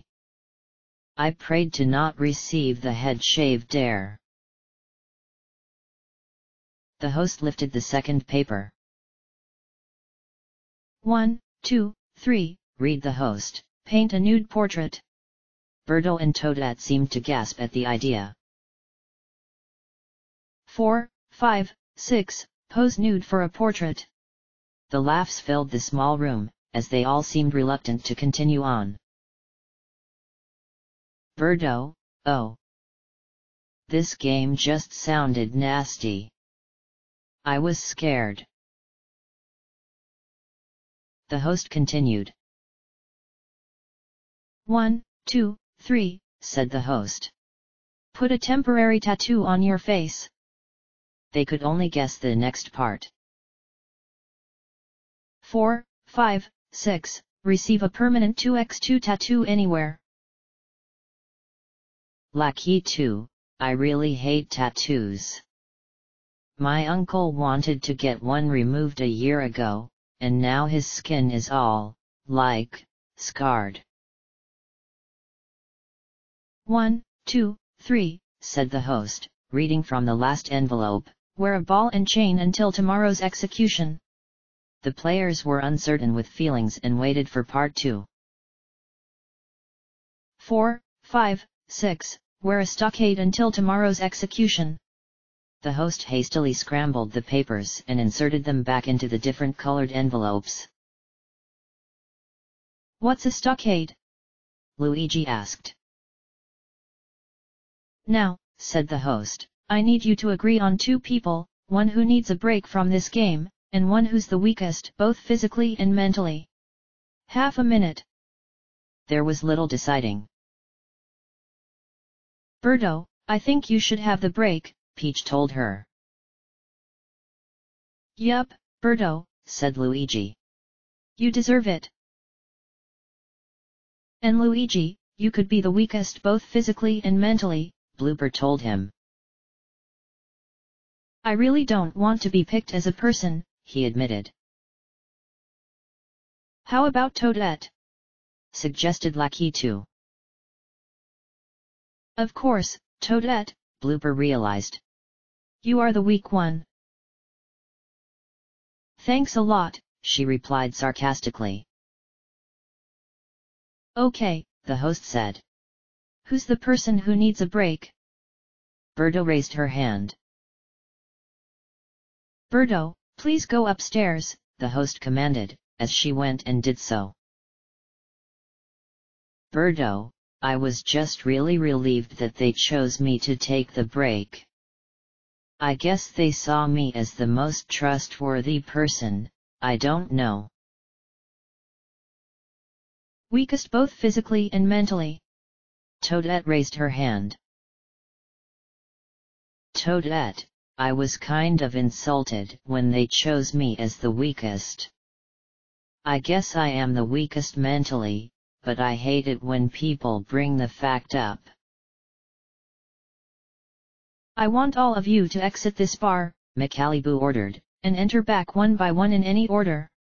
Toadette, as chosen as the weakest, you must be the last one in the order.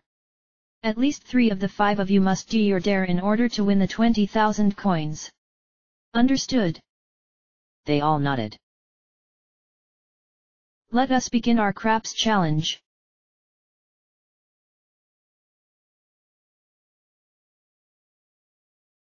The first player to enter was Peach. Wanting to be the one with all the choices to start with, she chose to be the first one to play. Welcome to the craps game, announced McAllibu. Peach smiled and went over to the edge of the table. Pick an envelope, any envelope, he told her.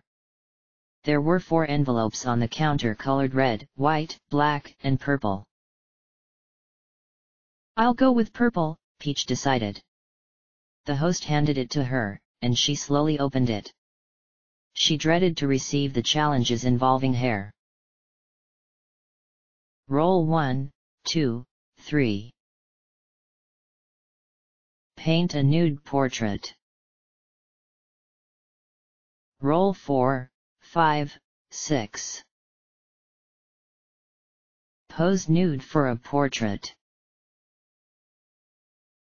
That is sick, Peach exclaimed. Like, whoever made this game must have been a real pervert. McAllibu laughed, as Peach looked disgustingly at the paper. It's tough luck, he commented. Now, which dare are you trying to aim for? Peach looked at him. I'd rather paint someone else than me being the one to be painted, she said. She tossed the die in the air as it landed on the table. 6. Pose nude for a portrait, I'm afraid, McAllibu told her. Her mouth was agape, much in shock. No, she said. I don't want to do that. Remember, only 3 out of the 5 of you must do their dares to win.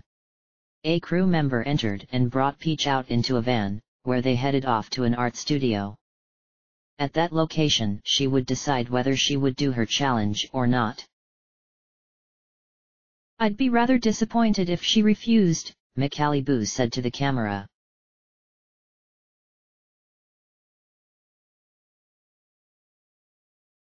Welcome to the craps challenge. Lakitu entered the bar and went over to the table. He saw the 3 remaining envelopes. Give me the black one, Lakitu said. He was given it, and he opened the envelope. Roll 1, 2, 3. Put a temporary tattoo on your face. Roll 4, 5, 6. Receive a permanent 2x2 tattoo anywhere. Oh, crap, he said. It was the envelope he had been hoping to not receive. Craps, the host corrected. Here's the die. Lakitu reluctantly grabbed it from him. So which one are you aiming for, Lakitu? I don't want any of them, he said.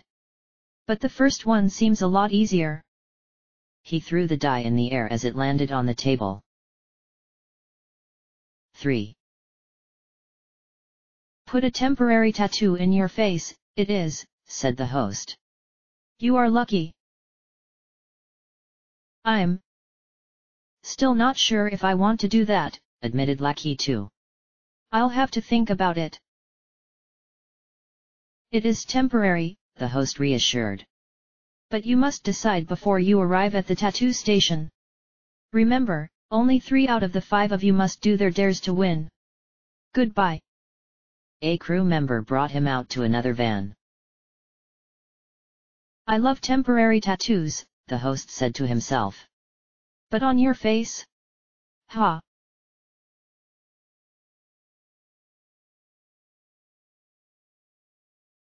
I'll choose the red envelope, Blooper decided. The host handed it over to him and he slowly opened the paper. Roll 1, 2, 3. Wear a ball and chain until tomorrow's execution.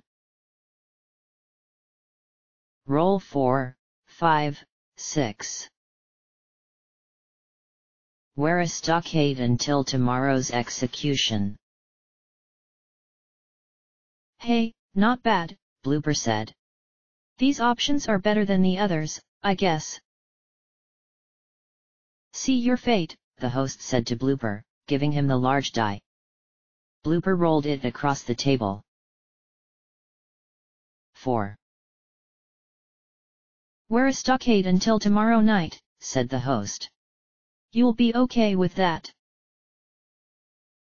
Tell me again, what's a stockade? Blooper asked him.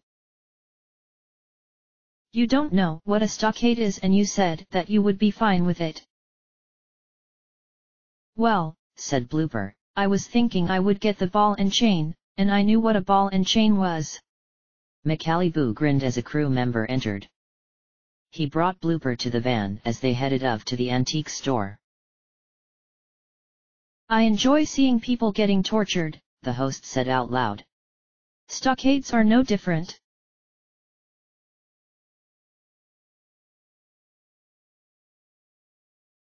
Only one choice left, Luigi said in surprise. The host nodded. Well, open it and see your fate, he said. Luigi grabbed the white envelope and saw the paper. Roll 1, 2, 3. Dye your hair green or orange. Roll 4, 5, 6. Shave your head bald. There has to be another envelope somewhere, Luigi said confidently, looking behind the bar counter. The host laughed. I'm sorry, Luigi, he said. So which one are you aiming for? The green die might be a nice touch, he said. He bounced the die in his hands a few times before rolling. 6. Ah yeah, he exclaimed. Shave your head bald, the host told him. You will be taken to the barber shop immediately, where you will decide. He was brought out to the fourth van. I really wanted to see Luigi with green hair, he told a crew member sadly. An ultra mean, green, fighting machine.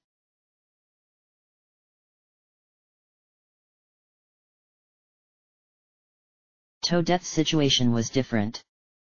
Once she entered as the last person, there was a multicolored envelope on the craps table. She looked in curiosity. Hello, oh weak one, the host said to her. Toadette rolled her eyes. Your peers had agreed on you being the weakest both mentally and physically, he continued. But now is your chance to prove them wrong. Toadette smiled, and then she opened the red white purple black envelope to read its contents. Roll 1, 2, 3. Dye your hair green or orange, paint a nude portrait, put a temporary tattoo on your face, and wear a ball and chain until tomorrow's execution. Roll 4, 5, 6. Shave your head bald, pose nude for a portrait, receive a permanent 2x2 tattoo anywhere, and wear a stockade until tomorrow's execution. Oh my gosh, Toadette said, stunned at the paper. She laughed and stared. If you complete your multiple dare choice, not only will you prove yourself to be stronger than they think you are, but you will also win a free exemption. Toadette nodded slowly. So I either get the hard ones or the easy ones? She asked him. He nodded and handed her the die. Toadette closed her eyes, grabbed the die steadily, and flopped it down onto the table. 1. Yes, she exclaimed. Yes. You must dye your hair either orange or green, the host told Toadette. Paint a nude portrait of someone, receive a 2x2 temporary tattoo on your face, and wear a ball and chain until tomorrow night. Any concerns? Maybe, I guess, she said. With the ball and chain, because then I might feel uncomfortable in the nude picture. Well, off you go to 4 places, the host said. Remember, an exemption is at offer. Toadette was brought out to a van and she headed off to the barber shop. If she does all that, the host said to the camera, then I'm definitely out of challenge ideas. Toadette, what was I thinking? Was I really going to dye my hair? Was I really willing to paint a portrait of a nude person? I had to do 4 dares instead of just 1 and receive the royal trumpet, and then there's that exemption in front of my eyes that's tempting me. Please help me, somebody.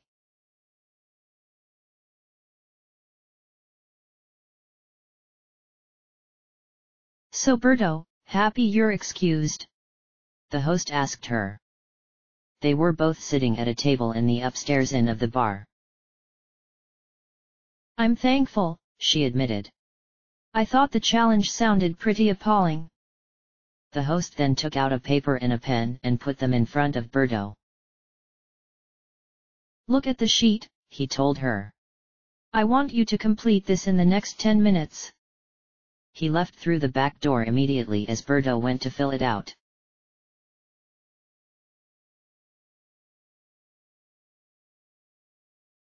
Peach entered the art studio of Rogueport, where a Goomba with a distinguishable mustache was in a room full of hanging portraits. Ah, what enjoyment it must be to receive a portrait, he told Peach as they sat down. The feeling to know that you are being painted by the most infamous artist must be so overwhelming. I very much apologize for my arrogant words.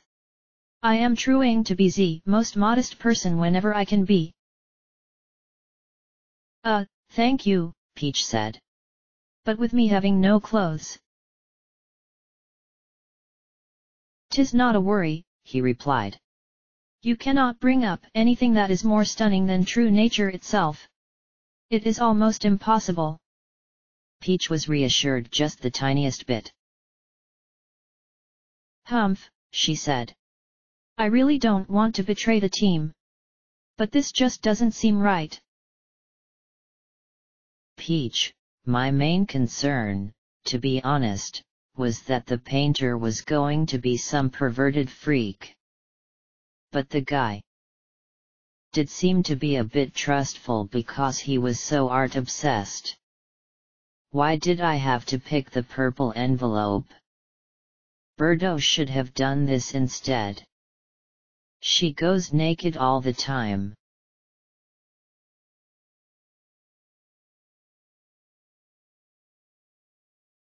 Lakitu arrived at the tattoo store for his dare. The Rogueport tattooing station was a popular location for its people. You came here for a temporary tattoo on your face, hey? The punk-styled Yoshi said to him. He searched his shelves for the glue gun. If I decide to, Lakitu reminded. Come on, dog, he told Lakitu. It's a temporary.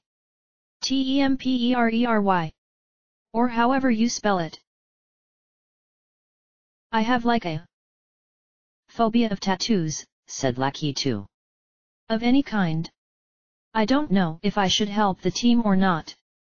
How long does a temporary tattoo last? 2 to 3 days only, about. The tattoo artist replied. Lakitu's face dropped even more. I can't force you anything, yo, the Yoshi said. So I'll give you 10 minutes max to decide. Lakitu, I always disliked tattoos and temporary tattoos were the same. But I was also thinking about how stupid I would look if I were to have a design on my face. I really didn't want to go through with my task, especially after I saw the hot glue gun in his hand. I'm just not sure.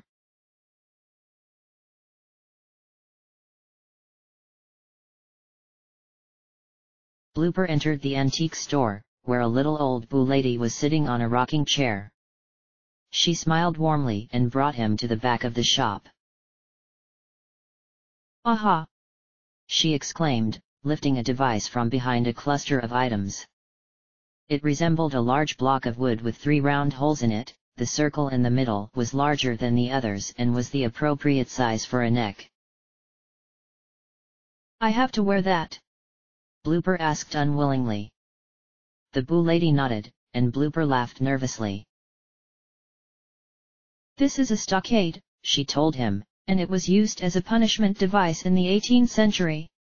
Public humiliation was supposedly induced as the prisoner would have his 2 hands and head in the 3 holes. When the stockade was tightened to a stand so that they couldn't move, that's when the torture would begin. Usually the audience would just throw tomatoes and flour for a day. On some occasions stones were allowed, and the prisoner would remain in place for a couple of days, usually designed to bring up starvation. Blooper shuddered. Is it comfortable?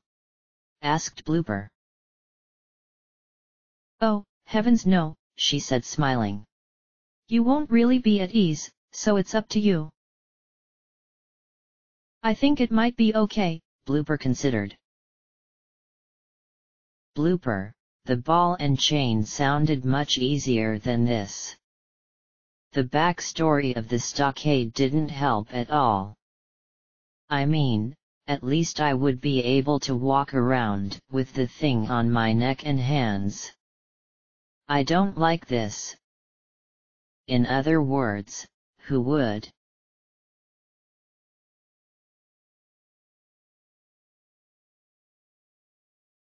Luigi was sitting at the counter of the local barber shop.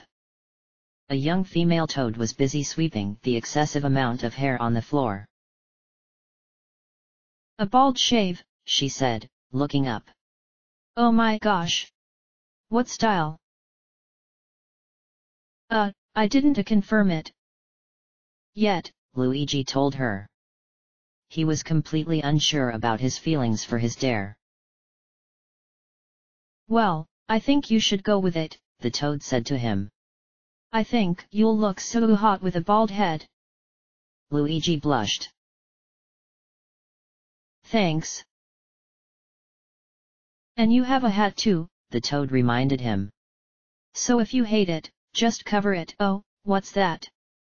I see. She seemed to be talking to herself. What is it? Luigi asked. You don't have to be completely bald, she said. You can have a really close shave. A shaved head is a better style. Like, wouldn't that be just spiffy? Yup, spiffy, replied Luigi. And, you know, I can't force you, she added, picking up a bottle of hair dye labeled Royal Trumpet. Luigi groaned, wishing he had been chosen to perform the other dare instead. So take as much time to decide. Luigi, is this a joke? This challenge is forcing me to shave my head. I don't want to have my head shaved. I like how my head looks right now.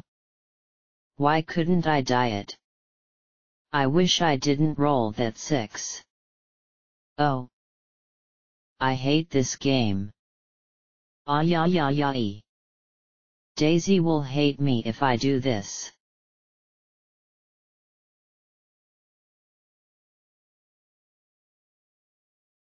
Birdo looked at her sheet. The craps challenge speculation. 1. Peach was dared to pose nude for a portrait painting. Do you think she did it?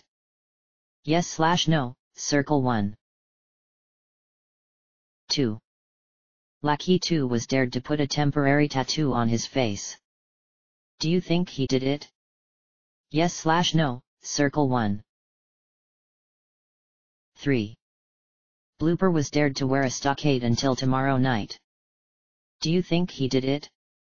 Yes/no, circle 1. 4. Luigi was dared to have his head shaved. Do you think he did it?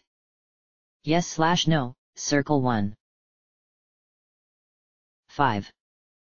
Toadette was dared to dye her hair orange, paint a nude portrait, have a temporary tattoo put on her face, and wear a ball and chain until tomorrow night, all for an exemption. Do you think she did it? Yes/no, circle 1.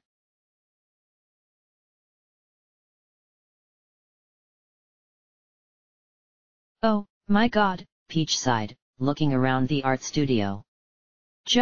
Oh, my God. The Goomba waited good-naturedly in front of his drawing board. No, she concluded. I don't want to take off my clothes. Sorry though, but I'm not really a model. The Goomba frowned.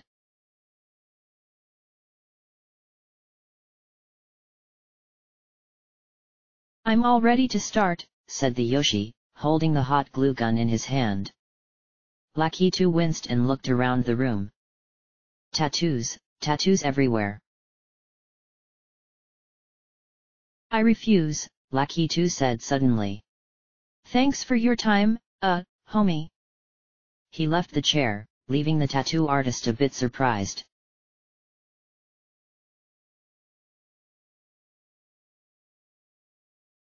I was never a fan of torture devices, Blooper told the old boo. But just put it on correctly. I'm an expert, do not worry, she told him. She then unlocked the middle section of the stockade, and the entire board opened up horizontally. Blooper's head and front tentacles were rested in the semicircles, and the other half closed down to make the circles complete and enclosed.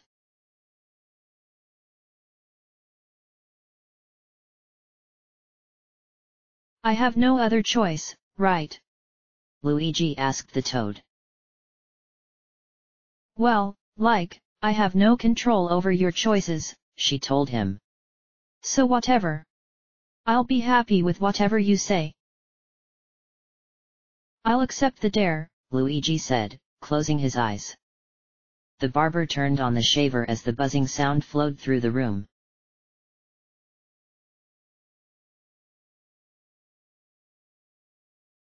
On Birdo's sheet, she marked her choice speculations. Peach, no. Lackey 2, yes. Blooper, yes. Luigi, yes.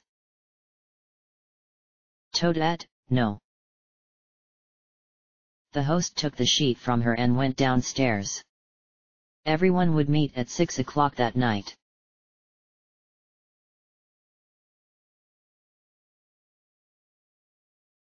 Will 3 out of 5 people do their dares for 20,000 coins? How good did Birdo do with her predictions? And what is the outcome of Toadette? All in the next chapter. P.S. I will be going to Canada for the vacation, so yeah, expect no update for a few days. I have a forum. It contains clues. Good luck. End of chapter. Chapter 13, All Aboard. Episode 4, Part 3. Tick. Tock. Tick. Tock. Are they up there? Macalibou asked the crew member at the door. She nodded. Send them down. It was 6 o'clock at night, and the first person walked down the steps into Podley's Inn. Peach smiled and took a seat on a stool. Birdo and the host were sitting directly next to her. Peach, the host greeted. I don't see the painting in your hands. I didn't want to do it, she told him. I know it wasn't a good idea, but I refused the dare. Sorry. She looked at Birdo with a weak grin. Well, that means at least 3 of the 4 others would have to have completed their dares, the host reminded her. Since you declined the offer for a free portrait. My privacy is more valuable to me than anything else, Peach said with a chuckle. And the artist kind of scared me to tell the truth. Birdo, what did you predict for Peach? Birdo showed Peach her paper. No. I just knew you didn't have the guts, Birdo told her teasingly. Dares, 0. Predictions, 1. Peach, I know that Birdo is suspecting me. I decided to fail my part in this challenge to throw her off a bit, but then again, I'm not exactly sure she's still suspecting me as the mole. You need at least 3 correct predictions, said the host. Okay, let us move on. The next player stepped down with a fast gait, and the 3 looked over at Lucky 2. His face was just the same as it had been before the challenge. I didn't want to do it, Lucky 2 told them. Sorry guys. Birdo and Peach both seemed panicked. You know, I have a phobia of tattoos of any kinds, he added, but I really wanted to help the team. A second refusal, said the host. Since Lucky 2 refused to put a temporary tattoo on his face, this leaves everything up to the 3 others. All 3 must have done their dares for this challenge to be won. Birdo. Birdo flipped over to show him the paper. Yes. I was thinking you would do it, Birdo told Lucky 2. He shrugged. Dares, 0. Predictions, 1. Lucky 2, I had that brief moment in me where I was considering to do my dare, but I decided not to do it. I was really assuming we were going to lose the challenge now. The next player trudged his way down the steps in a heavy manner, as the remaining players watched in hope. Not because he was tired or in a pissed mood, but because strapped around his head and 2 of his tentacles was a large wooden device. All 4 of them laughed as Blooper took a seat, and then broke into a small cheer. I see the stockade, Blooper, McBallyhoo told him. Blooper hung his head. I feel tortured. Blooper replied. My neck is stiff. Well, a torture for you until tomorrow was definitely something you wanted to sacrifice for the team, said the host. Birdo, let's see your paper. Birdo flipped her paper over. Yes. I felt that Blooper had the motivation, Birdo said. That is 1 dare completed, said the host. Thanks to Blooper, only the remaining 2 must have done theirs. Birdo needs 1 more correct prediction to win her part. Dares, 1. Predictions, 2.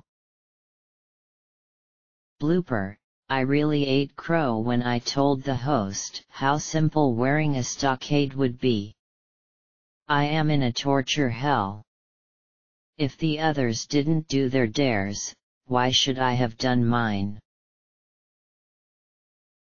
When the next player walked down the stairs, they all gasped and broke into laughter. Luigi slowly revealed himself, wearing his hat and an embarrassed smile that made the host feel the smallest of pity for him. There was no hair visible anywhere around the rim of his hat. "Yeah, Luigi," Peach said in a cheerful voice. "You actually did it," McAllibu said. "That is another dare completed. You risked your hair to help your team, Luigi. Whether that was a good choice or not is up to you." The players laughed. "So Luigi, do you mind taking your cap off?" Blooper asked him. "Of course," he exclaimed. The players laughed again and cheered for their closer success, and Birdo revealed what she had written. "Yes. You actually thought that Luigi was going to shave his head?" Lakitu asked Birdo. "I just knew it," Birdo said happily. Dares, 2. Predictions, 3. Luigi, I wanted that barber lady to stop. But I wanted the team to know I was a part of them, and I wanted to show them that I wasn't really a coward after all. "Well, Birdo," the host said to her. "You did your job. That is 3 correct predictions." They all seemed happy, yet none of them knew what the reward would be later on. Toadette. The 5 players looked in amazement at their so-called weakest player, who was almost beyond recognizable. A rose design was visible on her cheek, her pigtails were colored a distinctive orange, and wrapped around her ankle was a chain, the ball at the end being carried in her arms. "Wow," Luigi said in a whisper. Toadette went to sit beside him with a wide grin. "Let's see now," began the host. "You had your hair dyed orange. I kinda liked it," Toadette admitted, swinging her pigtails in the air. "Orange was a nice color. You got a temporary rose tattoo on your face. I was kind of hesitant about it, really," Toadette told them. The others kept on staring at her. "A ball and chain until tomorrow," said the host. "That was the second worst," she told him. "I didn't like the idea of walking with this. Either be dragged or carry it in your hands. I hate the ball and chain. You have a painting in your hand of a nude model. That was the sickest part," she said in a disgusted tone, as the other players laughed. She unrolled the paper in her hand to reveal her masterpiece.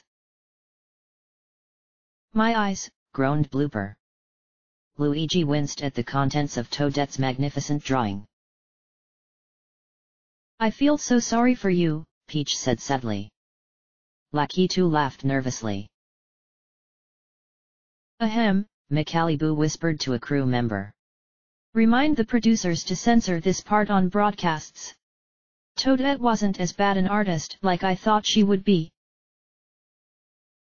I really didn't think you would do all that," Birdo admitted, turning her paper over to reveal her no.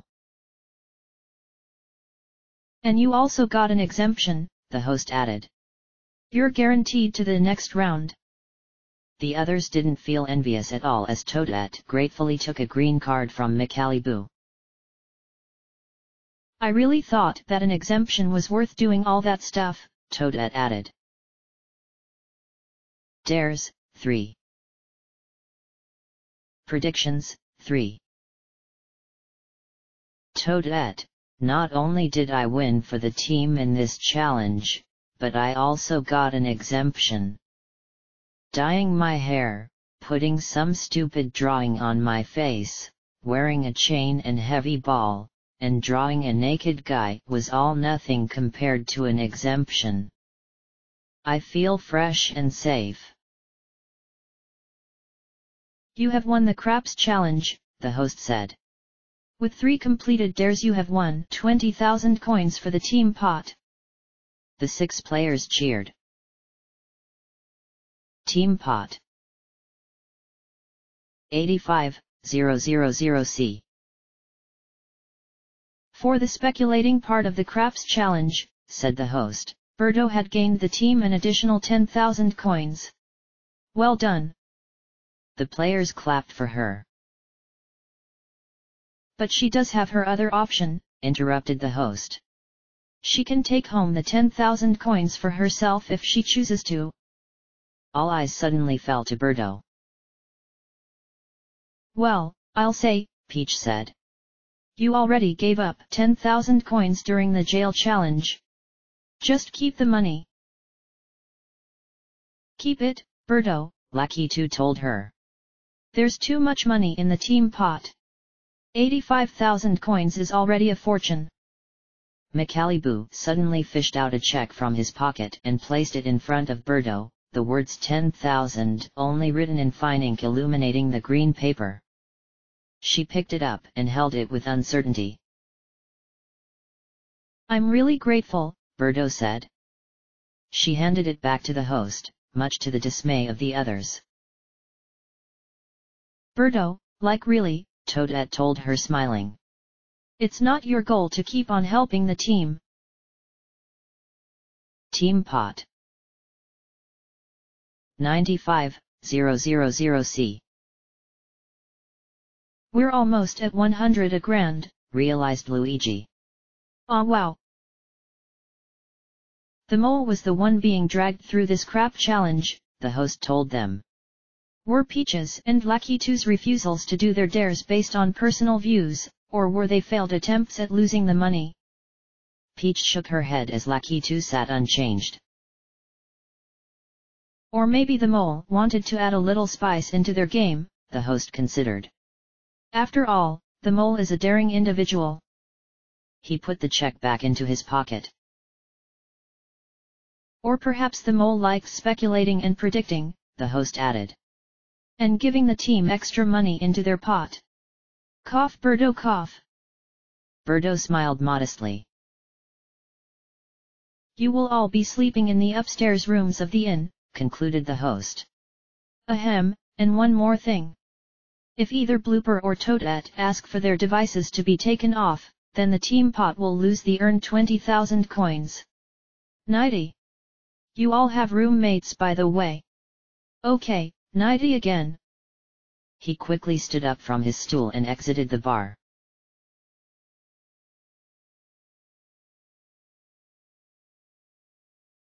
Luigi, my head. My poor head is shaved. I look like a punk in a good way, and I also feel sorry for Blooper in the stockade. I shouldn't though, because he might be the mole. I am still confused. Lakitu, I know it wasn't a good idea to refuse my dare, but I just have to say that I'm delighted we won the craps challenge. Birdo, you are generous. Toadette, you are still suspect number one even though you did the most difficult choice. Birdo, Peach showed another attempt at sabotage in this game, and whether it was just her being the mole or not, I think she would have refused the dare either way. Also, I think nobody is suspecting me for being the mole. Oh well. I don't need 10,000 coins. Peach, I really thought Toadette was weak. That's why I formed an alliance with her, but now I'm mistaken. I will never pose nude by the way. And Lakitu seems like a suspect, yet. Luigi does too. Blooper, okay. Luigi shaved his head, but does that set him innocent? I'm also questioning Peach and Lakitu, because the craps challenge was a perfect game to attempt sabotage in. Toadette, I'm throwing this painting away, period. I found it odd how Lakitu would be so afraid to put a temporary tattoo on his face, because it was a really simple dare. Well, I'm staying for an extra episode and that makes me happy.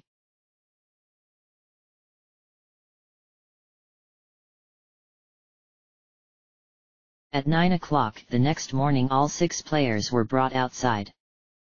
The host was sitting down on a lawn chair located right at the bottom of the train station steps. Luigi looks rather nice today, don't you think? The host said. And Blooper, you look very sore and tired. Toadette, I see that you have scratched off your temporary tattoo last night. Not against the rules, fortunately. He handed each female a yellow envelope. I want you 6 to split into pairs of 2, male and female, said the host. The pairs were so, Luigi and Birdo, Lucky 2 and Peach, Blooper and Toadette. Please board the train, the host ordered them. I expect you to return here soon. A train arrived at the Rogueport station a minute later as the 6 players walked into the open set of doors. The train then took off as they watched Micaliboo fade away into the distance, sitting carefree on the lawn chair.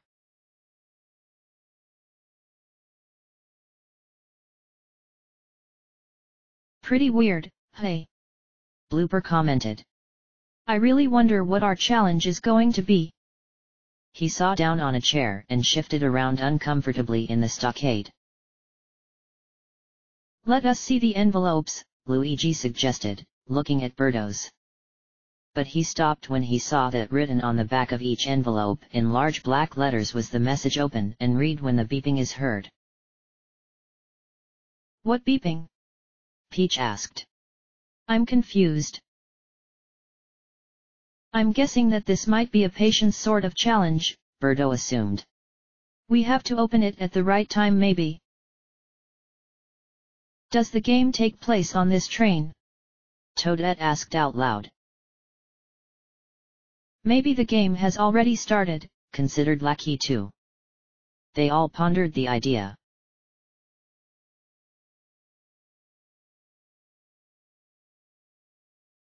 A few minutes passed by. The conductor of the train shouted an order to them as the train made its first stop. First stop, he shouted. 1 pair of people must get off. The door opened, and Luigi stood directly in front of it. Go Baldi, Lucky 2 told him. Luigi gave him a fierce look as Birdo followed him out. The doors closed. 10 minutes later, the train made another stop. Blooper and Toadette got off from the train without any hesitation. The train made a third stop 10 minutes later. The last 2 people, Lucky 2 and Peach, exited the cabin as the train headed onwards.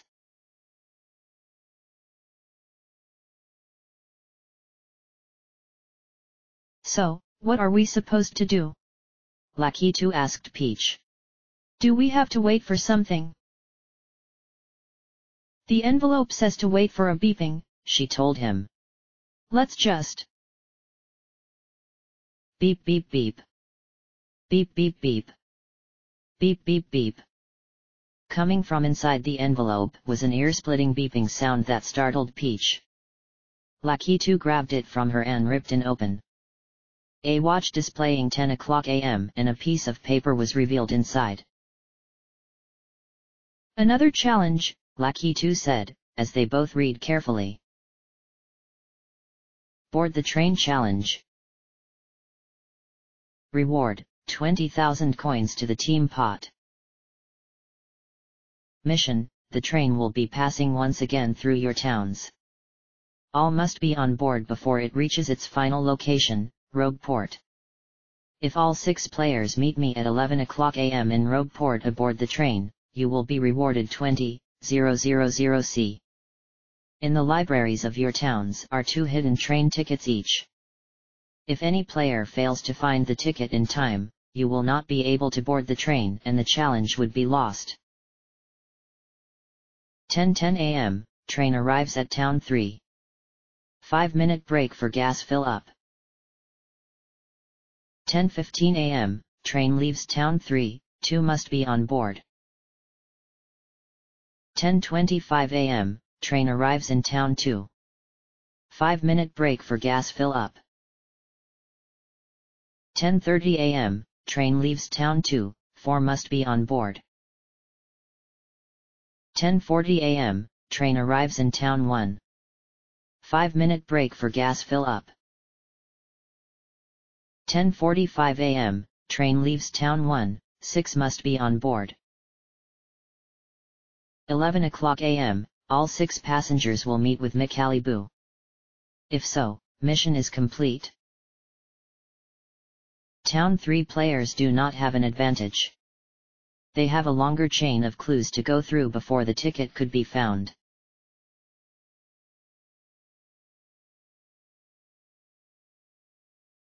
Discovering that they only had 15 minutes to find their 2 tickets, Peach and Lucky 2 immediately headed off to the library.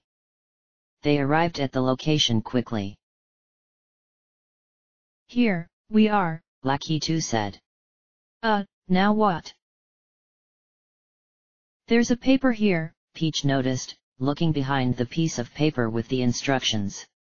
It's our first clue. The first volume of stories about this cuddly creature. A rabbit, piglet, and donkey are just a few of his friends. His homeland is a 10x10 large acre of wood. What the hell?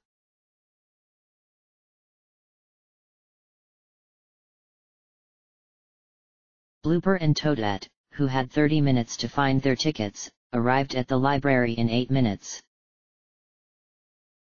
My hands are so tired, Toadette complained, dropping the ball onto the floor as they finally arrived. By chance, the 2 players in Torture Device were paired up together.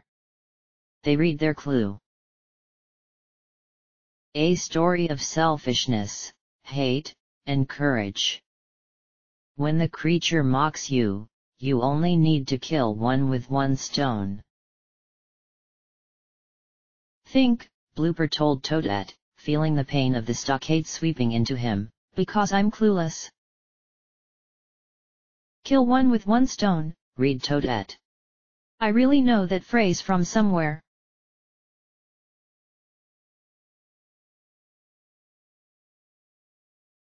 Luigi and Birdo had the hardest clues for the challenge with the fact that they had 45 minutes to retrieve their tickets. They looked at their clue. When readers want their own ways with stories, these series of books are just for them. Find the unlucky volume about a snowy mishap.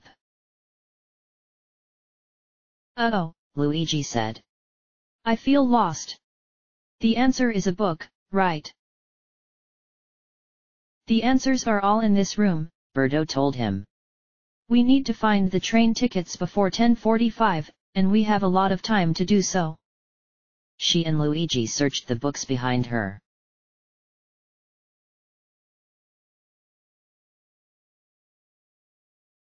Hundred-Acre Woods, Peach realized. That's Winnie the Pooh. The first book is what we're looking for. How are you so sure? Lucky 2 asked her. He followed Peach to a kids section of the library. As they both searched for the letter W. Lucky 2 spotted the entire collection of Winnie the Pooh books and grabbed the first one. We rock, said Peach, as they opened it to reveal a green slip of paper with the word ticket. She frowned when she realized that the book did not contain the second ticket. Choo-choo. Lucky 2 and Peach stopped in alarm at the sound of the approaching train from across the street. 10 minutes had already passed by, and they only had 5 minutes remaining until it left. The clue slipped behind the last page of Winnie the Pooh by A.A. Milne was another piece of paper with 2 perplexing sentences. A tale of 2 dogs. They set foot in the place where the crimson plants cultivate. I don't know any dog stories, Peach said to Lucky 2. Out the window she looked to see the train, parked at the station. The conductor exited the vehicle to refill its gas. "The train is taking a 5-minute break," she said. "Crimson means red," Lakitu told her, "and cultivate means to grow plants." "A dog plant book?" Peach wondered. "We don't have much time." "I remember reading a book," said Lakitu, "that had a title about red plants growing." "The book?" Peach said suddenly. "It's like Red Plants Grow. It's about dogs, and I remember reading it a long time ago." Lakitu stopped in his tracks as he spotted a book, placed in the shelf directly above the Winnie the Pooh series. Where the Red Fern Grows by Wilson Rawls was positioned directly in front of his eyes. "This is it!" he exclaimed, opening it. A slip of paper with the word ticket on it fell out, and Peach grabbed it happily. Without hesitation, they both ran towards the train station as fast as their feet could bring them. The door opened automatically and they sat down in relief in the air-conditioned compartment. Just 3 minutes later, the conductor arrived at the train station. Not bothering to check if Lakitu and Peach were aboard, he went directly back into the front cabin. 2 passengers had made it. "All aboard!" he shouted. Choo-choo.